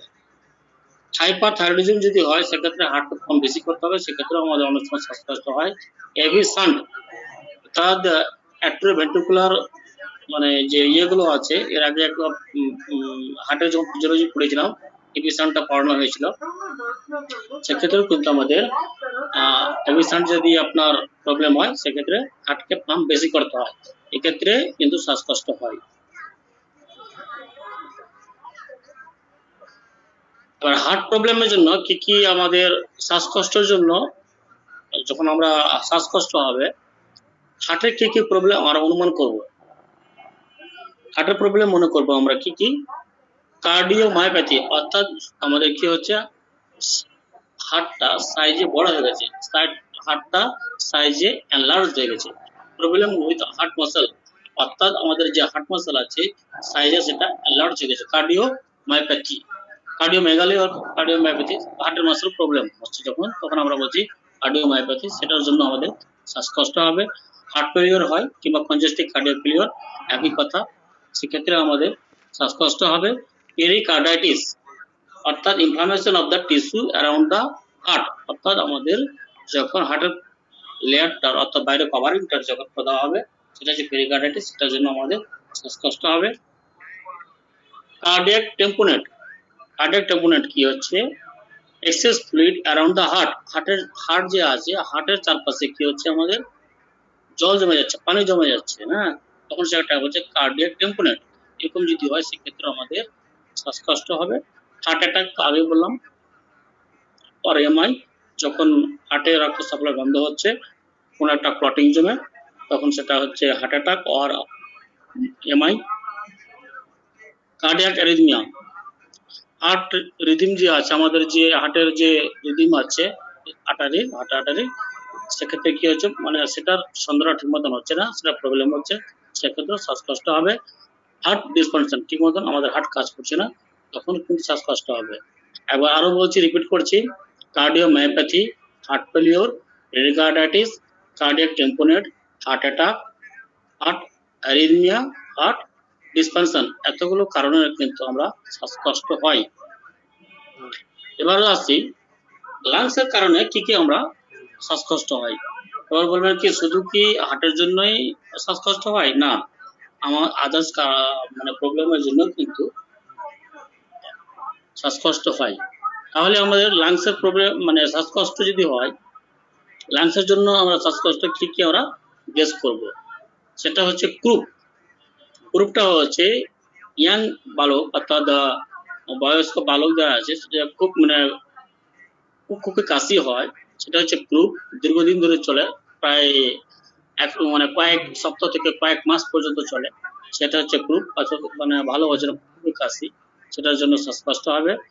লাংস ক্যান্সার আপনারা ভালো করে জানেন, লাংস ক্যান্সার যদি হয় সেটার জন্য শ্বাসকষ্ট। প্লুরেসি আগেও বললাম কি জিনিস, প্লুরেসি হচ্ছে আমাদের লাংসের যে প্রদাহ, লাংসের যে কভার আছে, সেটা যখন ইনফ্লামেশন হয়ে যায়, inflammation of the membrane of the surrounding lungs, অর্থাৎ লাংসের যে কভার আছে সেই কভারটা যখন ফুলে যায়, সেটা হচ্ছে প্লুরেসি হলেও কিন্তু শ্বাসকষ্ট হয়।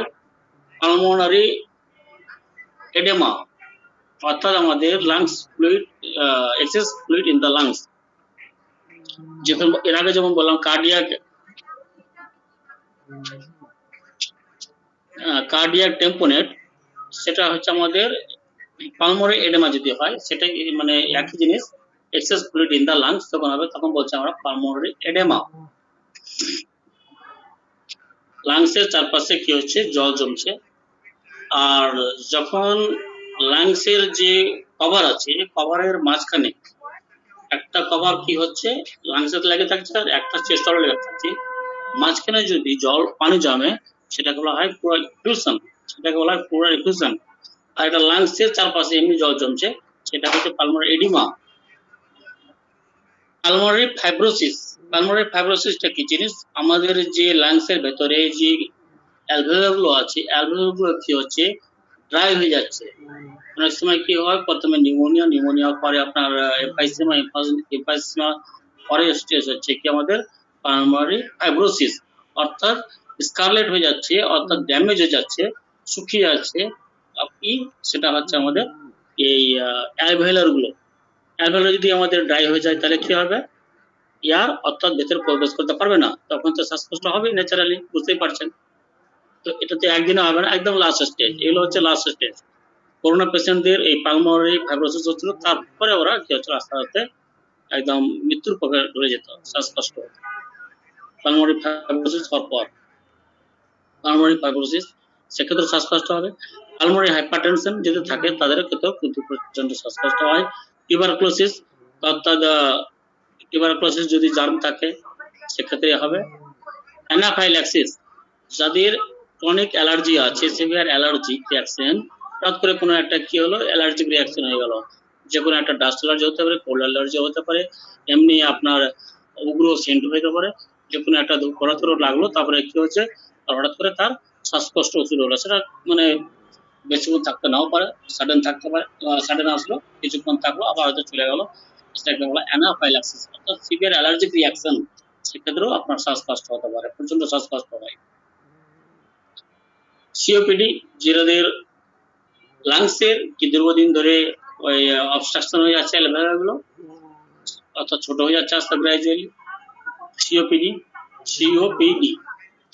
ক্রনিক অবস্ট্রাকটিভ পালমোনারি ডিজিজ, সেক্ষেত্রে কি হচ্ছে, শ্বাসকষ্ট হবে। করোনা ভাইরাস ডিজিজ, আপনারা সবাই জানেন, করোনা ভাইরাস যখন অ্যাটাক করেছিল, প্রচন্ড শ্বাসকষ্ট হচ্ছিল, সেক্ষেত্রে শ্বাসকষ্ট হয়। নিউমোনিয়া যদি হয়, সেক্ষেত্রেও আমাদের শ্বাসকষ্ট হয়। নিউমোথরাক্স, অর্থাৎ আমাদের লাংস যখন কোলাপস হয়, সেটা বলা হয় নিউমোথরাক্স। পালমোনারি এম্বোলিজম, অর্থাৎ আমাদের লাংসের যে আর্টারি আছে, সেখানে যদি কোনো ব্লাডের ক্লট জমে, সেটা হচ্ছে pulmonary embolism. Upper airway obstruction, blockage of the breathing passage, আমাদের যে ল্যারিংস গুলো আছে পরে আসছে, যেটাকে আরেকটা স্লাইড আছে ভালো করে বোঝানো যাবে এটা।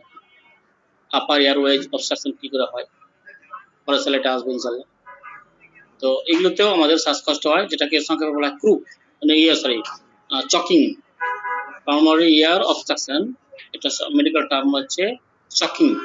Pulmonary airway obstruction, blockage in the breathing passage, কোনো একটা ফুড পার্টিকেল আটকে গেল ওই আপনার ল্যারিংসে, তখন কি হচ্ছে ওটাকে বলা হয় চকিং। অর্থাৎ কি, আমি চকিং এমনিও হতে পারে, কোনো কিছু বাধাপ্রাপ্ত হলো, যেটা হ্যাঙ্গিং হয় সেখানে বাধাপ্রাপ্ত হলো, তখনই অবস্ট্রাকশন হয়ে যায়। তো এয়ারওয়েজ অবস্ট্রাকশন যদি হয় সেক্ষেত্রে শ্বাসকষ্ট হবে। In the case of shortness of breath that lasts for week or longer for tonic, যদি এটা ব্রঙ্কেল অ্যাজমা হয় সেক্ষেত্রে শ্বাসকষ্ট হয়। ইন্টেস্টাইনাল লাংস ডিজিজ, আর পুরাল এফিউশন, অর্থাৎ বুকে যখন জল জমে, অর্থাৎ লাংসের যে দুটো আগে বললাম যে লেয়ার আছে কভারিং, একটা কভার লেগে আছে চেস্টল, একটা কভার লেগে আছে লাংসের মাঝখানে যে একটা ফাঁকা থাকে, সেই জায়গাতে যখন পানি জমে সেটাকে বলা হয় pleural effusion. Accumulation of fluid around the lungs, এটা হচ্ছে আমাদের প্লুরাল এফিউশন। এতগুলো কারণে, এই 17টা কারণের জন্য আমাদের শ্বাসকষ্ট হয়। লাংসের 17টা কারণে আমাদের শ্বাসকষ্ট হয়। আরো আছে আদার্স কি কি কারণ, যদি রক্ত অল্পতা হয় এনিমিয়া পেশেন্টেরও কিন্তু ওর কিন্তু লাংসের কোনো প্রবলেম নেই, হার্টেরও কোনো প্রবলেম, হেলদি আছে, লাংস হেলদি আছে আর হার্টও হেলদি আছে, কিন্তু রক্ত অল্পতা আছে, একটু কাজকর্ম করলেও রক্ত অল্পতার জন্য সে শ্বাসকষ্ট। অ্যাংজাইটি ডিসঅর্ডার, একটা কিছু হঠাৎ কোনো উত্তেজনার কারণে সে কি করলো আর শ্বাসকষ্ট হয়, এটা তো আপনারা জানেন। অর্থাৎ কোনো টেনশন নিয়ে এলো, তখনই তার একটা ব্রিদিং শুরু হলো। ব্রোকেন রিবস, তার যদি বুকের পাঁজরগুলো ভেঙে যায় তাহলে তো একটা বুকে ব্যথা এবং শ্বাসকষ্ট হবে। চকিং, চকিংটা স্যার একটু বুঝেন, পাশে আমার একটা কি হচ্ছে, এখানে আমাদের চিত্র দেওয়া যায়, কাইন্ডলি একটু স্যার মনোযোগ দিয়ে শুনবেন। এটা কি জিনিস, এটা হচ্ছে আমাদের মাউথ দিয়ে এখানে কি হচ্ছে আমাদের এই মাউথ দিয়ে চলে আসছে আমাদের এসোফেগাস।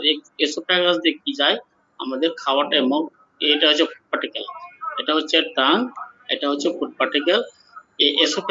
এই ফুড পার্টিকেলটা এসোফেগাস দিয়ে চলে যাচ্ছে আমাদের স্টোমাকে, এটা হচ্ছে আমাদের নরমাল থিওরি। এখানে যেটা দেখতে পাচ্ছেন ল্যারিংসের কাছে একটা আমাদের কি হচ্ছে ভালভের মতন আছে, যেটার নাম হচ্ছে আমাদের এপিগ্লুটাইটিস ক্লোজা, এপিগ্লুটাইটিস ক্লোজিস, যেটা কি করে যখন আপনি শ্বাস নেবেন তখন ওটা খুলে যায়, আবার যখন খাবার খাবেন ওটা অটোমেটিক বন্ধ হয়ে যায়, এটা হচ্ছে নর্মাল প্রসেস। এবার কোনো কারণবশত কি হচ্ছে, পাশের চিত্রটাতে আপনি যাবেন, খাবারটা বিশেষ করে এটা ছোট বাচ্চাদের এবং বয়স্ক লোকেদের এটা ক্ষেত্রে এটা হয়ে যায়। খাবারটা কি হচ্ছে আপনার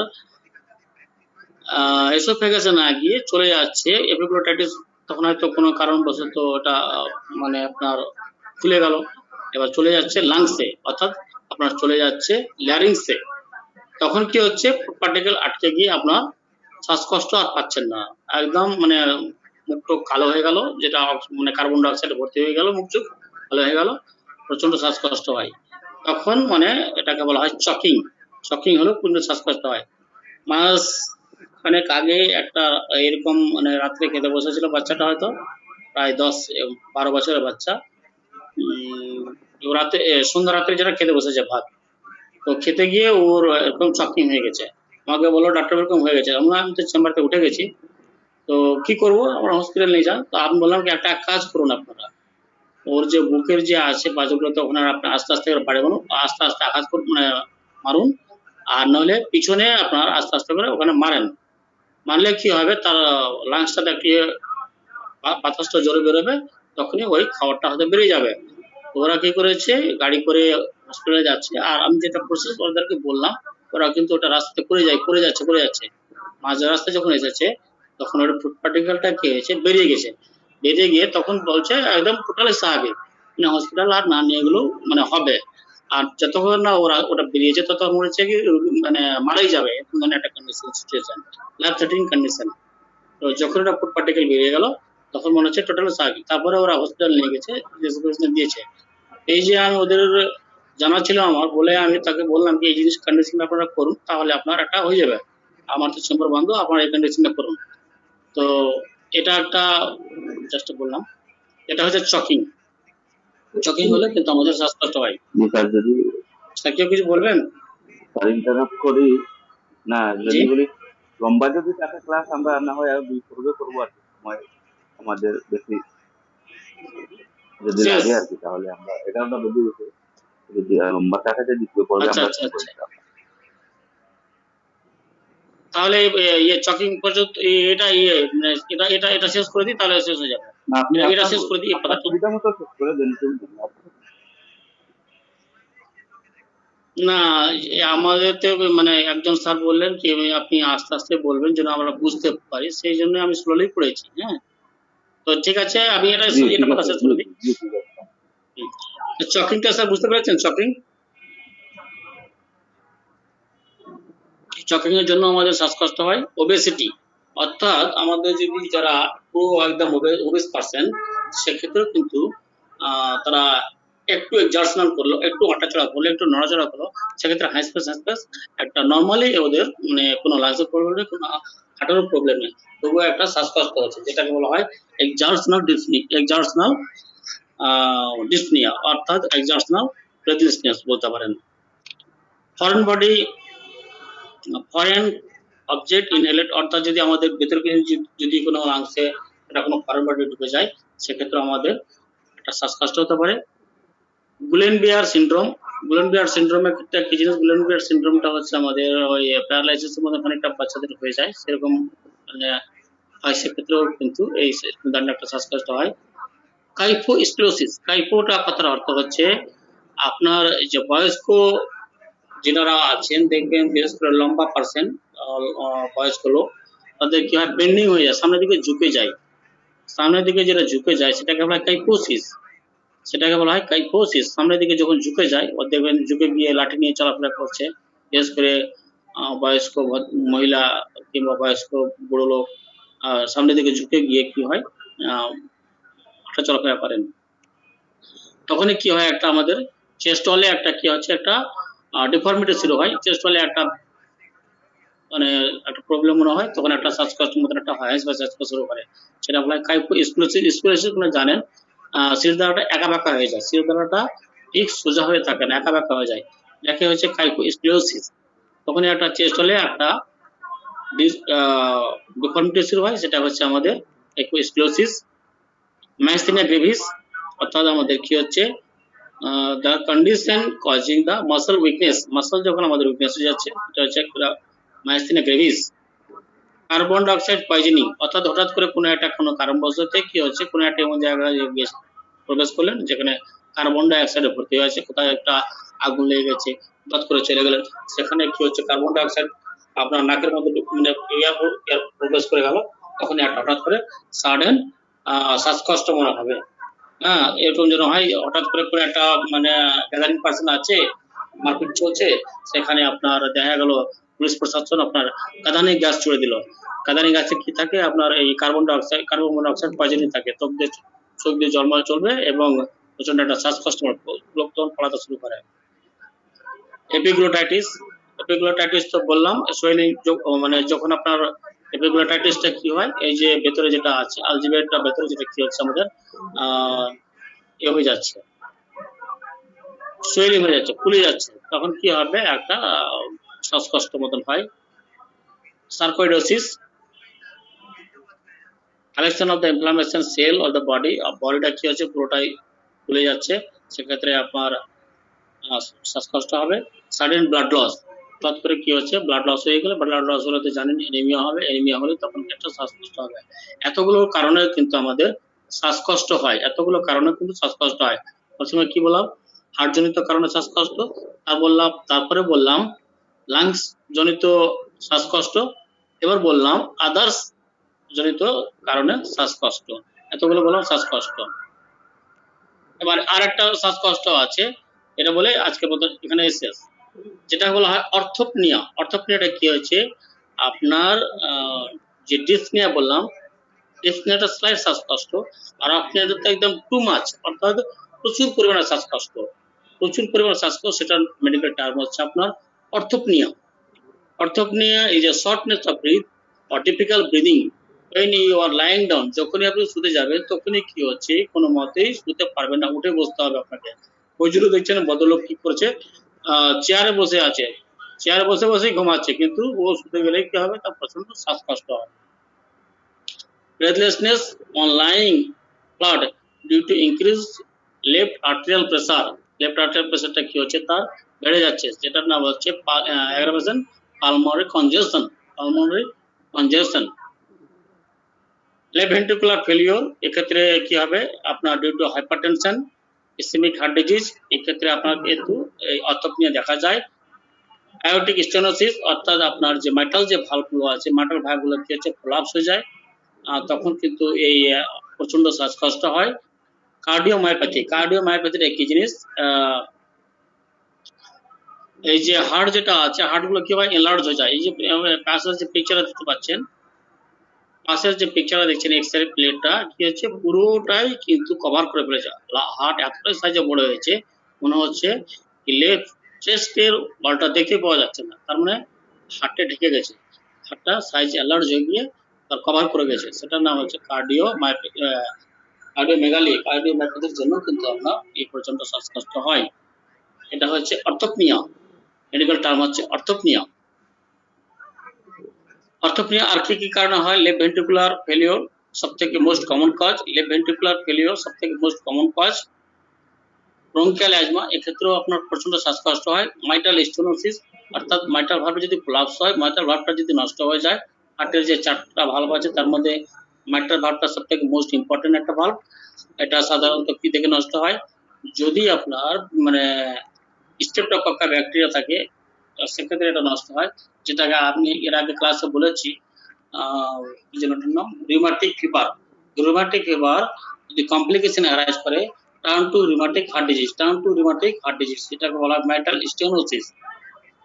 প্রথমে রিউমাটিক ফিভার হবে, রিউমাটিক ফিভার যদি ঠিক মতন চিকিৎসা না হয়, rheumatic fever turn to rheumatic heart disease, যেটাকে বলা হয় মাইটাল স্টেনোসিস, অর্থাৎ মাইটাল ভালভগুলো নষ্ট।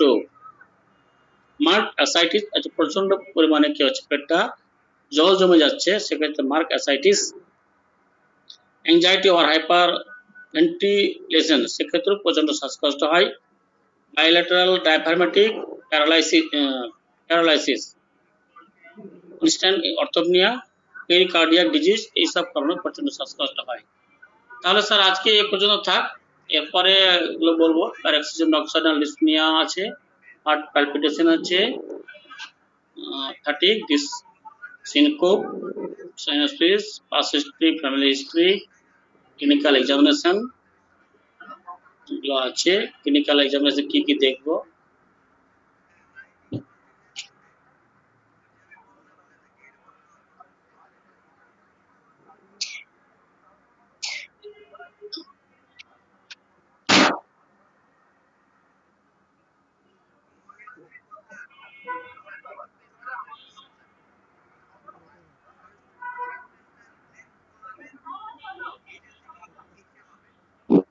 আসসালামু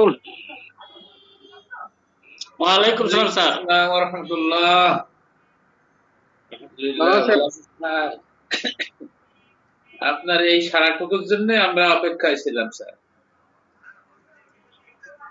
যতটুকু একটা ওয়ার্ড আসলো চোকিং, হ্যাঁ চোকিং, চোকিং কিন্তু এটা আপনাদের আনাচে কানাচে অনেক সময় হয়, এটা কিন্তু ভালোতে বুঝতে হবে, ভেরি ইম্পর্টেন্ট জিনিস। হ্যাঁ, তো অনেক সময় দেখা যায় যে যদি ছোট বাচ্চা হয়, ছোট বাচ্চা যদি হয়, অনেক সময় মুখে কিছু দিয়ে ফেলায়, হ্যাঁ সেক্ষেত্রে অনেক সময় আপনার মানে ওই ব্যাপারটা হলো মানে একটা একটা একটা চৌরাস্তা, হ্যাঁ একটা খাদ্য নালী আর শ্বাস নালী, মাঝখানে যদি কোনো কিছু খাবার টাবার সাধারণত যায় তো খাদ্য নালী দিয়ে, কোনো কারণে যদি ওইটা শ্বাসনালীতে চলে যায়, ওই রাস্তা দিয়ে ভুল রাস্তায় চলে যায়, তাহলে কিন্তু এটা হয়। এবং এটা যদি ফিউ মিনিটের ভিতরে যদি এটা বার করা না হয়, তাহলে কিন্তু অক্সিজেন কিন্তু মারা যায়, অনেকে মারা যায় কিন্তু। হ্যাঁ, কারণ তখন ব্রেন কিন্তু অক্সিজেন পায় না। হ্যাঁ, আপনারা জানেন যে মানে মানে আপনার কি বলে 4 থেকে 6 মিনিট, 6 মিনিট থেকে 10 মিনিট কিভাবে হয় ক্লিনিকই ডেথ, 6 মিনিটের বেশি হয়ে গেলে ক্লিনিকে ডেথ হয়ে যেতে পারে। আপনার যে বদলের কথা বললেন, যার কথা বললেন, ওইটা যদি না করতো তাহলে কিন্তু সে ওই 6 মিনিটের পরে কিন্তু মানে he is going to die. হ্যাঁ, ক্লিয়ার আসল ভাই? জি স্যার, জি স্যার, জি ওকে স্যার, জি স্যার। ওকে। তো একদম, যদি একদম স্যার। বাচ্চা হয়, হ্যাঁ হ্যাঁ, যদি বাচ্চা হয়, হ্যাঁ হ্যাঁ রাইট, ম্যানেজ, এটা ভেরি ইম্পর্টেন্ট। এটা কোন ট্রিটমেন্ট, ট্রিটমেন্ট এইটি যে যদি বাচ্চা হয় তাহলে আপনি হাতের উপর তাকে উপর করে শোয়াইতে হবে, হাতের উপর রাখাইয়া পেটের ইয়ের উপরে মানে পিঠের উপরে মানে শোল্ডারের 2 শোল্ডারের মাঝখানে ওখানে আস্তে আস্তে করে থাপাইতে হবে যাতে সেই হয়। আবার পেটে চাপ দিতে হবে, চাপ দিতে হবে। আর যদি ছেলেরা হয় তাহলে ওই যে আপনি দেখেন গুগলে কিন্তু বিভিন্ন পিকচার আছে, হ্যাঁ এইভাবে। আর যদি বড় মানুষ হয় তাহলে কি করতে হবে, যে এই যে বুকের উপর হাতটা গিয়ে 5 বার চাপ দিতে হবে, আবার পেটের মধ্যে জুড়ে পিছন থেকে আপনি ধরেন, অনেক অনেক মানে অনেকে জাবড়ে ধরা যায় বা জাবড়ে ধরে না, এরকম 2 হাতে মানে এক হাতে শোল্ডার মানে বুকের হাত দেয়া, আরেক হাত দেয়া ও পিঠে চাপড়াবে, আবার কি করবে 2 হাতে পেটের মধ্যে সিভিয়ার ভাবে দিবে, মানে চাপ দিবে, পুশ করবে যেন সে পায়, মানে ব্লো হয়, মানে গলা দিয়ে যেন সে হয়, ওই জিনিসটা বের হইতে পারে, ওভাবে চাপ দিতে হবে। বেড়ে যায়। এটা রাইট, এটা যদি না করে আপনারা কিন্তু সিপিআর সিপিআর তো আমাদের 2 বছর পর পর আমাদের ট্রেনিং করতে হয়, রিনিউ করতে হয়। ভেরি ইম্পর্টেন্ট জিনিস, কিন্তু সারা ওয়ার্ল্ডে অনেক মানুষ মারা যায়, অনেক বাচ্চা মারা যায়, এই যে এইটা সেটা মার্বল টার্বল এটা সেটা আটকে যায়, খাবারের সময়, এই যে আমরা কাশি না, খাবারের সময় কিছু আটকে গেলে কাশি, দিস ওয়ান কাইন্ড অফ মানে চোকিং। চোকিং হইলে আপনার যে 4 মিনিটের মধ্যে যদি হয়, ওখানে বিভিন্ন স্ল্যাব আছে কিন্তু, 2 মিনিট, 3 মিনিট, 4 মিনিট, 6 মিনিট, 6 মিনিটের উপরে গেলে কিন্তু ক্লিনিকের ডেথ হয়ে যায়, কারণ সে অক্সিজেন পায় না। একটা ব্রেন কতটুকু অক্সিজেন রাখতে পারে, সে কতটুকু বাঁচতে পারে, বিভিন্ন স্ল্যাব দেখেন, গুগলে যান দেখবেন পাবেন। হ্যাঁ, কাজেই ওই হাসপাতালে নিবেন তো ভালো কথা, নেওয়ার আগে কিন্তু এগুলি কিন্তু করতে হবে, যেহেতু আপনার লোকালি আশেপাশে অনেক ধরনের লোকজন আপনার কাছে আসবে। হ্যাঁ হ্যাঁ না স্যার, আমি তো প্রথমে এটা কিন্তু প্রচেষ্টা বছর বলে দিয়েছিলাম ভাই হ্যাঁ ফোনে, হ্যাঁ প্রথমে ওই আমি কেসটা বলে দিয়েছিলাম, তারপরে বললাম জি জি, কি ওই তো এখন শুনছি আমি, হ্যাঁ ওটা করুন আর আপনারা হসপিটাল নিয়ে যান, আমি কি করবো? হ্যাঁ স্যার। হ্যাঁ হ্যাঁ, ওইটা না করলে কিন্তু ওইটা না করলে কিন্তু ওই রুগী কিন্তু রাস্তাতে মারা যেত, বুঝছেন, একেবারে 100%। আপনি যেটা হ্যাঁ, হ্যাঁ, বলছেন হ্যাঁ। এটা করতে দেখি সে বাইচে গেছে। এগুলো খুব আমাদের সবারই জানা দরকার এগুলো, কারণ ধন্যবাদ। যারা এমবিবিএস ডাক্তার তারা তো জায়গা হসপিটালে চাকরি করে, কিন্তু যারা হোমিওপ্যাথি ডাক্তার তো থাকে সবসময় চেম্বার থাকে না, তো কিছু হলে কিন্তু আপনার কাছে আগে আসবে, তখন কিন্তু ওই ওষুধে কাজ হবে না, ওটা কিন্তু বের করতে হবে, আর বের করার সিস্টেম জানতে হবে। হ্যাঁ, কাজে ওই ভিডিও টিডিও দেখে একটু শিখে নিন ক্যান্ডি সবাই, যারা যারা নতুন আছেন। Thank you. জি জি, শুক্রিয়া স্যার, অনেক গুরুত্বপূর্ণ ইনফরমেশন আপনাদের থেকে আমরা জানলাম, এবং আশরাফুল স্যারকেও ধন্যবাদ।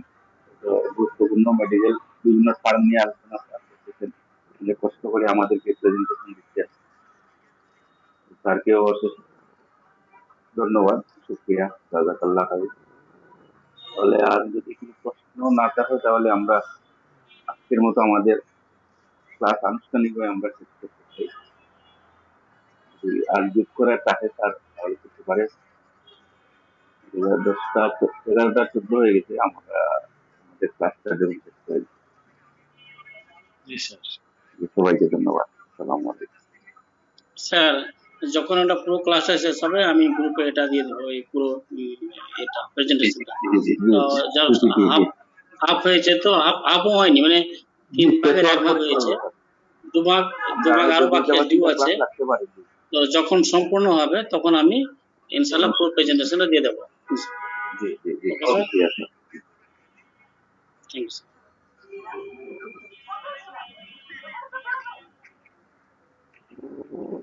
আচ্ছা, তাহলে একটু লিভ নিচ্ছি, আজকে রান করেছি। স্যার আমিও তাহলে লিখ দিচ্ছি। আসসালামু জি আলাইকুম। জি জি, জি স্যার, আসসালামু আলাইকুম। জয় স্যার, আসসালামু আলাইকুম। ওয়ালাইকুম আসসালাম, ওয়ালাইকুম আসসালাম, থ্যাংক ইউ।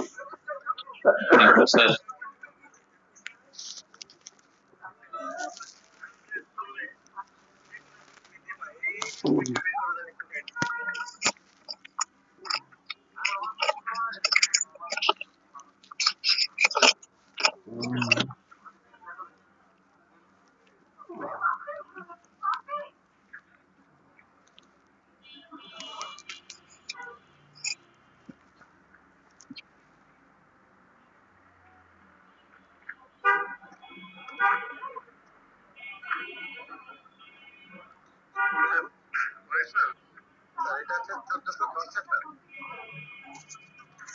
এটা একটু বলেন যেটা আনকভারিং একটা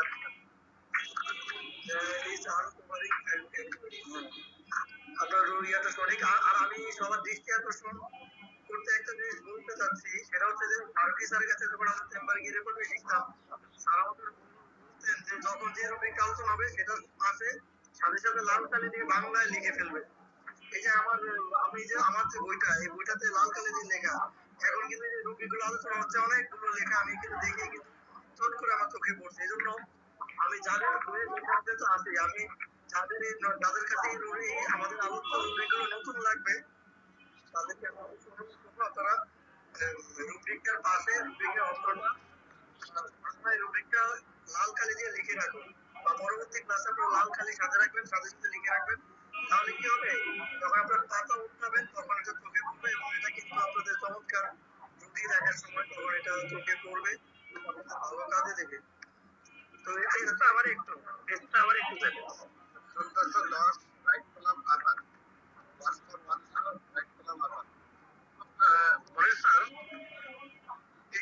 এটা আপনি তো বললেন চরপরক বৃদ্ধি, এটা তো সার্বিকভাবে আনকভারিং এ বৃদ্ধি হয়। আমি আসলে জাস্ট একটা উদাহরণ দেওয়ার জন্য বলছি, এটা চরপরকে বৃদ্ধি হবে না, এটা সব ক্ষেত্রেই পোশাক খুললে বৃদ্ধি হয়। এমন হতে পারে যে তারা পোশাক খুলে বাঁধতে পারে। আপনি যে চরপরক বললেন সেখানে কি স্কিন ইচিং আনড্রেসিং অ্যাগ্রাভেশন এটা হবে 1332 ডান কলাম? আপনি যেটা বলেছেন এবং আমি যে আপনি যেটা বলছেন যে চর্মরোগ বৃদ্ধি হয়, তাহলে আপনি যেটা বলেছেন, মানে আপনি চর্মরোগের কথাই বলেছিলেন, ওই জন্যই বললাম। চর্মরোগে মানে আমি উদাহরণ হিসেবে বলছি, আমি যাতে মানে সবাই বুঝতে পারে যে কখন বৃদ্ধিটা বা কি ক্ষেত্রে বৃদ্ধি হতে পারে। এটা চর্মরোগে হতে পারে, শুধু যদি চর্মরোগে হয় সেক্ষেত্রে আপনি যেটা বলছেন সেটাই হবে। আপনি একটু পৃষ্ঠা নাম্বারটা আমাকে বলুন। 1329 ডান কলাম মিডিলে চলে যান। 1329 ডান কলাম যেটা মিডিলে আসবে সিং অ্যাগ্রাভেশন, এটা তো ইচিং অ্যাগ্রাভেশন মানে চুলকানি বৃদ্ধি হবে। হ্যাঁ ওটাই বলছিল স্যার, ওইটাই বলছিল, সেই জন্য এটা ইরাপশনের বৃদ্ধি না স্যার, এটা চুলকানির বৃদ্ধি। হ্যাঁ চুলকানি বাড়ে আর কি, ড্রেস খুললে।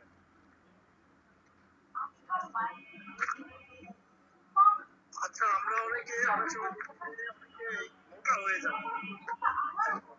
মানে এই টপিকটা আমরা কোথায় পাবো, এটা কোথায় পাবো? পৃষ্ঠা নম্বরটা বলে দেন, সবাই গেছে।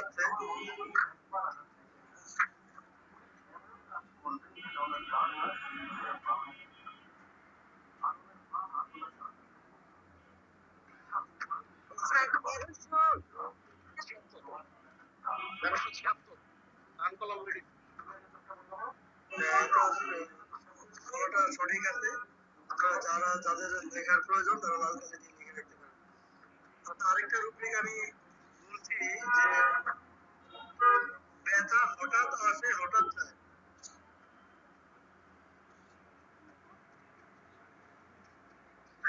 সময় দিন আমাদের লেখার জন্য, কারণ আমরা তো নতুন, আমাদের এখনো লিখতে পারি না। একটু সময় দিন, আমরা একটু হয়তো প্রতিটা লিখতে পারবো, শিখতে পারবো। আচ্ছা ঠিক আছে, সময় আমি অবশ্যই দেবো।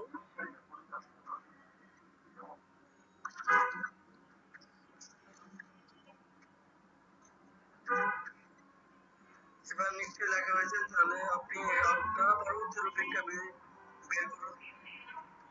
হঠাৎ আসছে হঠাৎ যায়, যে আগে বের করবেন সে একটু বলবেন অনুগ্রহ করে।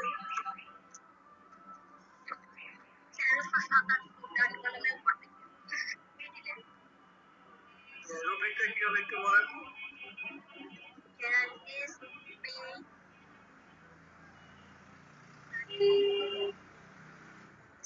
সাডেনলি, এখানে কিন্তু দুইটা রূপরেখ মিলে একটা রূপরেখ, মানে এখানে আসলে দুইটা রূপরেখ, appear suddenly and disappear suddenly।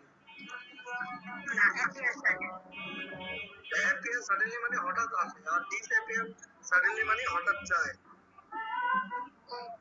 ও দুটোই হবে? হ্যাঁ দুটোই হবে। কত পৃষ্ঠা এটা? শুধু হঠাৎ আসে তাহলে শুধু appear suddenly নেবেন, আর যদি শুধু হঠাৎ যায় তাহলে disappear suddenly নেবেন। আর যদি হঠাৎ আসে এবং হঠাৎ যায় দুটোই যদি রোগী বলে, তাহলে আপনি এই দুটো থেকে মিলিয়ে আপনারা বিবেচনা করবেন।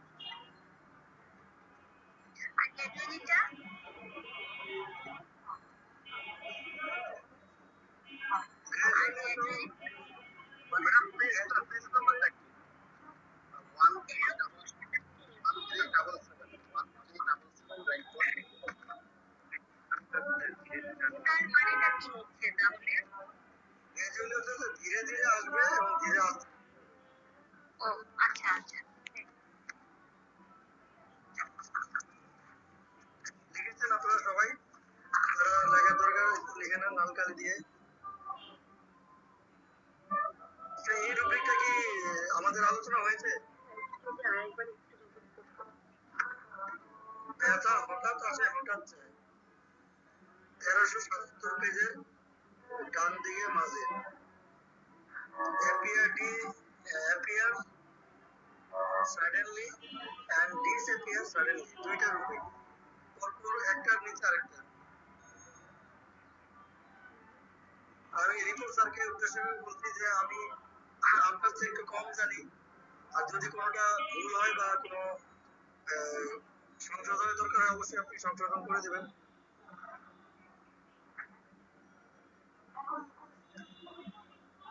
আচ্ছা, আরেকটা রুব্রিক আপনারা বের করুন, শীতের সময় পিপাসা, মানে আমাদের যখন শীত লাগে তখন পিপাসা পায়। আগে বলবেন যেটা আসলে কোন অধ্যায়ে আমরা পাবো, তারপর রুব্রিকটা বলবেন।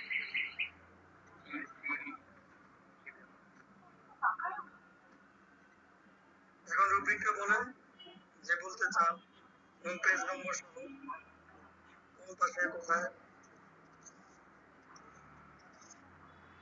স্টমাক ফার্স্ট চিল্ড হোয়েল বা কুলড হোয়েল, পেজ নাম্বারটা বলতে পারবো না, রেকর্ডিং আছে। আচ্ছা, ওই আব্দুল্লাহ রাব্বি ভাই বলেছেন যে চিল অধ্যায় না, তাহলে তো সমস্যাটা কি? সমস্যাটা হচ্ছে পিপাসা, পিপাসাটা হচ্ছে আমাদের রুব্রিক। তাহলে আমরা বলবো কি পিপাসা কার কাজ? খাবার, ইচ্ছা অনিচ্ছা, পানি, পানি, পিপাসা, ইচ্ছা অনিচ্ছা বা পিপাসা কম বেশি, এগুলো আমরা পাবো স্টোমাকে। তাহলে স্টোমাকে গিয়ে আমরা যাবো পিপাসা, মানে আমাদের আমাদের আমাদের স্যার বলেছেন যে পেটে যা কিছু ঢোকে আর পেটের থেকে যা কিছু বেরোয় সব স্টোমাকে পাওয়া যাবে। যা ঢোকে এটা সব স্টোমাকে পাওয়া যাবে, যা ঢোকে আর যা বেরোয়। বললেন স্যার এটা মুখ দিয়ে যা কিছু, হ্যাঁ ওই তো, মুখ দিয়ে যা কিছু বেরোয় সব স্টোমাকে পাওয়া যাবে। স্যার যেটা বললেন সত্যি কথা, 528 পৃষ্ঠা একদম মিডিলে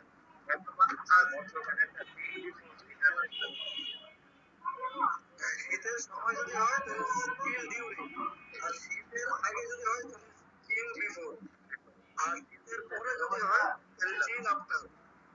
যেখানে আগে পরে বা সময়।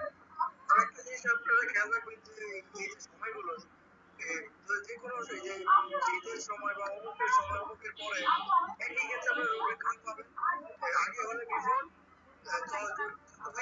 ওই সমস্যাটা চলাকালীন যদি চলাকালীন যদি হয় তাহলে ডিউরিং, আর ওটার পরে যদি হয় তাহলে আফটার। কিন্তু সব ক্ষেত্রে এইগুলো প্রায় কমন নিয়ম, এটা আপনারা মনে রাখবেন। কিছু কিছু কমন বিষয় আছে যেগুলো আপনারা সবখানেই পাবেন। এবার আমি আরেকটা রুব্রিক বলছি, আপনারা দেখেন, যারা লেখার দরকার তারা একটু কাইন্ডলি লিখে নেন। খেতে বসে তাড়াহুড়ো করে, আগে সমস্যাটা বের করলেই আপনারা কিন্তু অধ্যায়টা পেয়ে যাবেন, অধ্যায় পেলেই আপনারা রুব্রিকটা পেয়ে যাবেন। খেতে বসে তাড়াহুড়ো করে,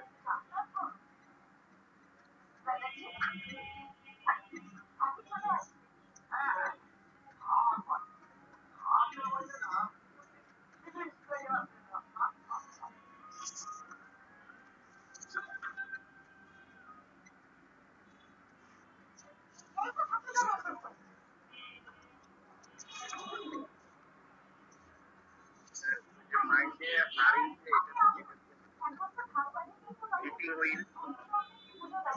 রুব্রিকটা বলেন, খালি রুব্রিক এবং পেজ নাম্বারটা বলেন। মাইন্ড হারি ইটি 52 পেজের দোকানের বাম দিকে।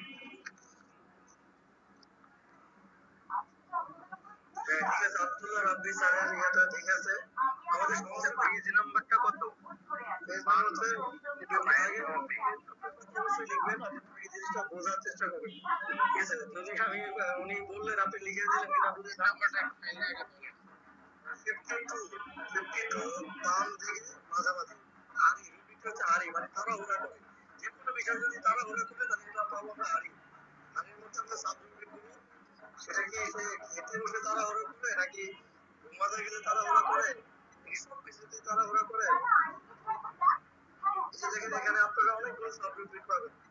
দেখেন নাই, যদি রাত্রে কাজে তাড়াহুড়া করে তাহলে এই রুবিকটা ক্লিয়ারলি শীতকালীন বা শীত লাগা অবস্থায় যদি তাড়াহুড়া করে তাহলে এটা ড্রিঙ্কিং, পান করার সময় যদি তাড়াহুড়া করে তাহলে এটা ইথিন অয়েল, যেটা আমরা দেখলাম। যদি খাওয়ার সময় তাড়াহুড়া করে তাহলে এটা কিন্তু আমরা দেখবো অনেক লোক দেখবেন যে তাড়াহুড়া করে খেয়ে ফেলে, সবকিছুতে তাড়াহুড়া করে, একটা কাজ করতে গেলে তাড়াহুড়া করে, বা তাকে একটা দায়িত্ব দিলে তাড়াহুড়া করে, বা সে কিছু মানে বক্তা এসে কথা বলতে গেলে তাড়াহুড়া করে। এই তাড়াহুড়া যারা করে তাদের এই রুবিকটা আপনি এখানে পাবেন। যেমন এই যে এখানে আরেকটা সাবজেক্ট আপনারা দেখেন, এভরিবডি মাস্ট হারি।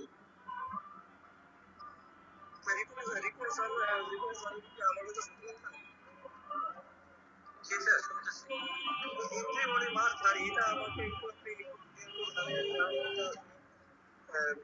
আমার কাছে একটু আমি যে আপনারা বুঝতে মানে শিওর না, এই জন্য আপনাকে জিজ্ঞেস করছি।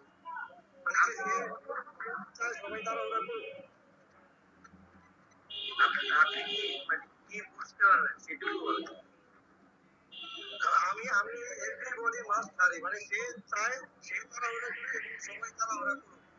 আমি এটা মানে আমি এটা সবাইকে তাড়াহুড়া করে কিন্তু তাগিদ দেয়। স্যার এই যে একটা ফলো আপ, ধরেন যে আপনাকে একটা কাজ করতে দিলাম, আমার ভিতরের এক্সপেকটেশনটা হলো সে তাড়াতাড়ি কাজটা করে নিয়ে, যখন বলছিলাম তার অবস্থান থেকে বলে যেটা তাড়াতাড়ি করো। হ্যাঁ মাস্টারি দেখবেন যে ওই ক্ষেত্রে এই শব্দটা ব্যবহার করে হারি আপ হারি আপ।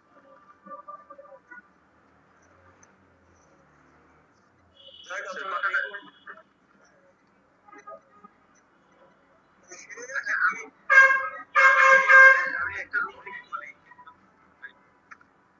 এক শিরা বেরাম না আমাদের, এক শিরা বেরাম,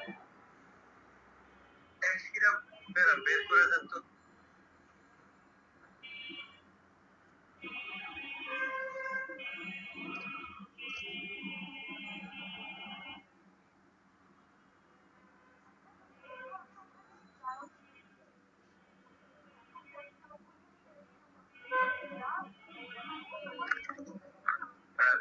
একটা এন্ট্রপি হবে স্যার, এন্ট্রপি 709 পৃষ্ঠা স্যার।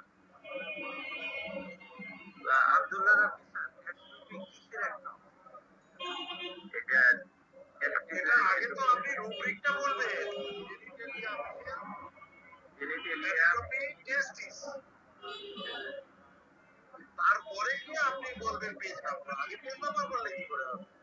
993 পেজে আছে, 993 বাম দিকে উপরের দিকে।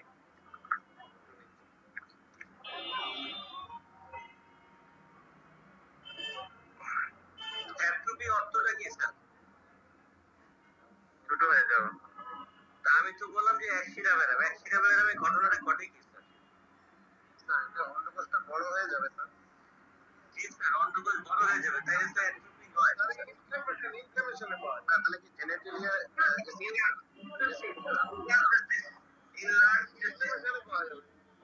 জি রফিক স্যারের এই কথাটা ঠিক আছে, এনলার্জ টেস্টিস। আমাকে আমাকে একটু বলেন যে হাইড্রোসিল আর এই এনলার্জ টেস্টিসের মধ্যে তফাৎটা কি?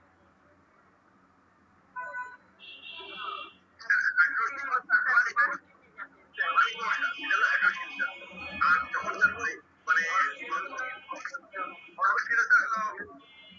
স্যার ধরেন যে একটা রোগী আপনার কাছে আসলো, হ্যাঁ, এখন রোগীর যে টেস্টিসটা বড় দেখতে পাচ্ছেন, আপনি বুঝবেন কি করে যে কোনটা হাইড্রোসিল আর কোনটা আপনার মানে এক শিরা বেরাম?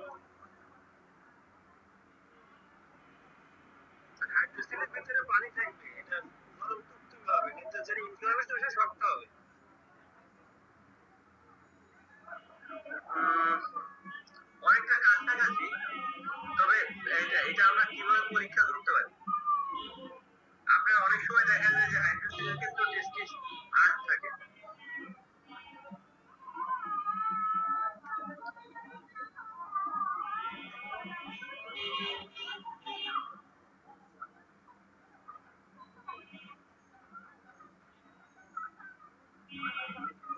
হাইড্রোজেনের ক্ষেত্রে কি কন্ট্রোলটা অনেক বেশি হয়? না স্যার, এরকম কিছু না, এটা একটা পরীক্ষার ব্যাপার। টর্চ লাইট একটা নিবেন, আপনার এই যে অন্ডকোষগুলোরে উপরের দিকে তোলে, নিচ থেকে টর্চ মারবেন, একেবারে রেড কালার যখন একেবারে পরিষ্কার দেখা যাবে, তার মধ্যে কোনো ছায়া পড়বে না, তখন ওটা হচ্ছে হাইড্রোজেন। আর যদি ছায়া পড়ে তাহলে সেটা হচ্ছে অ্যামলার স্টেসিস, ব্ল্যাক শেড পড়ে, ব্ল্যাক ছায়া পড়ে কালো কালার, লালের মধ্যে দিয়ে কালো কালারের আকার মতন পড়ে।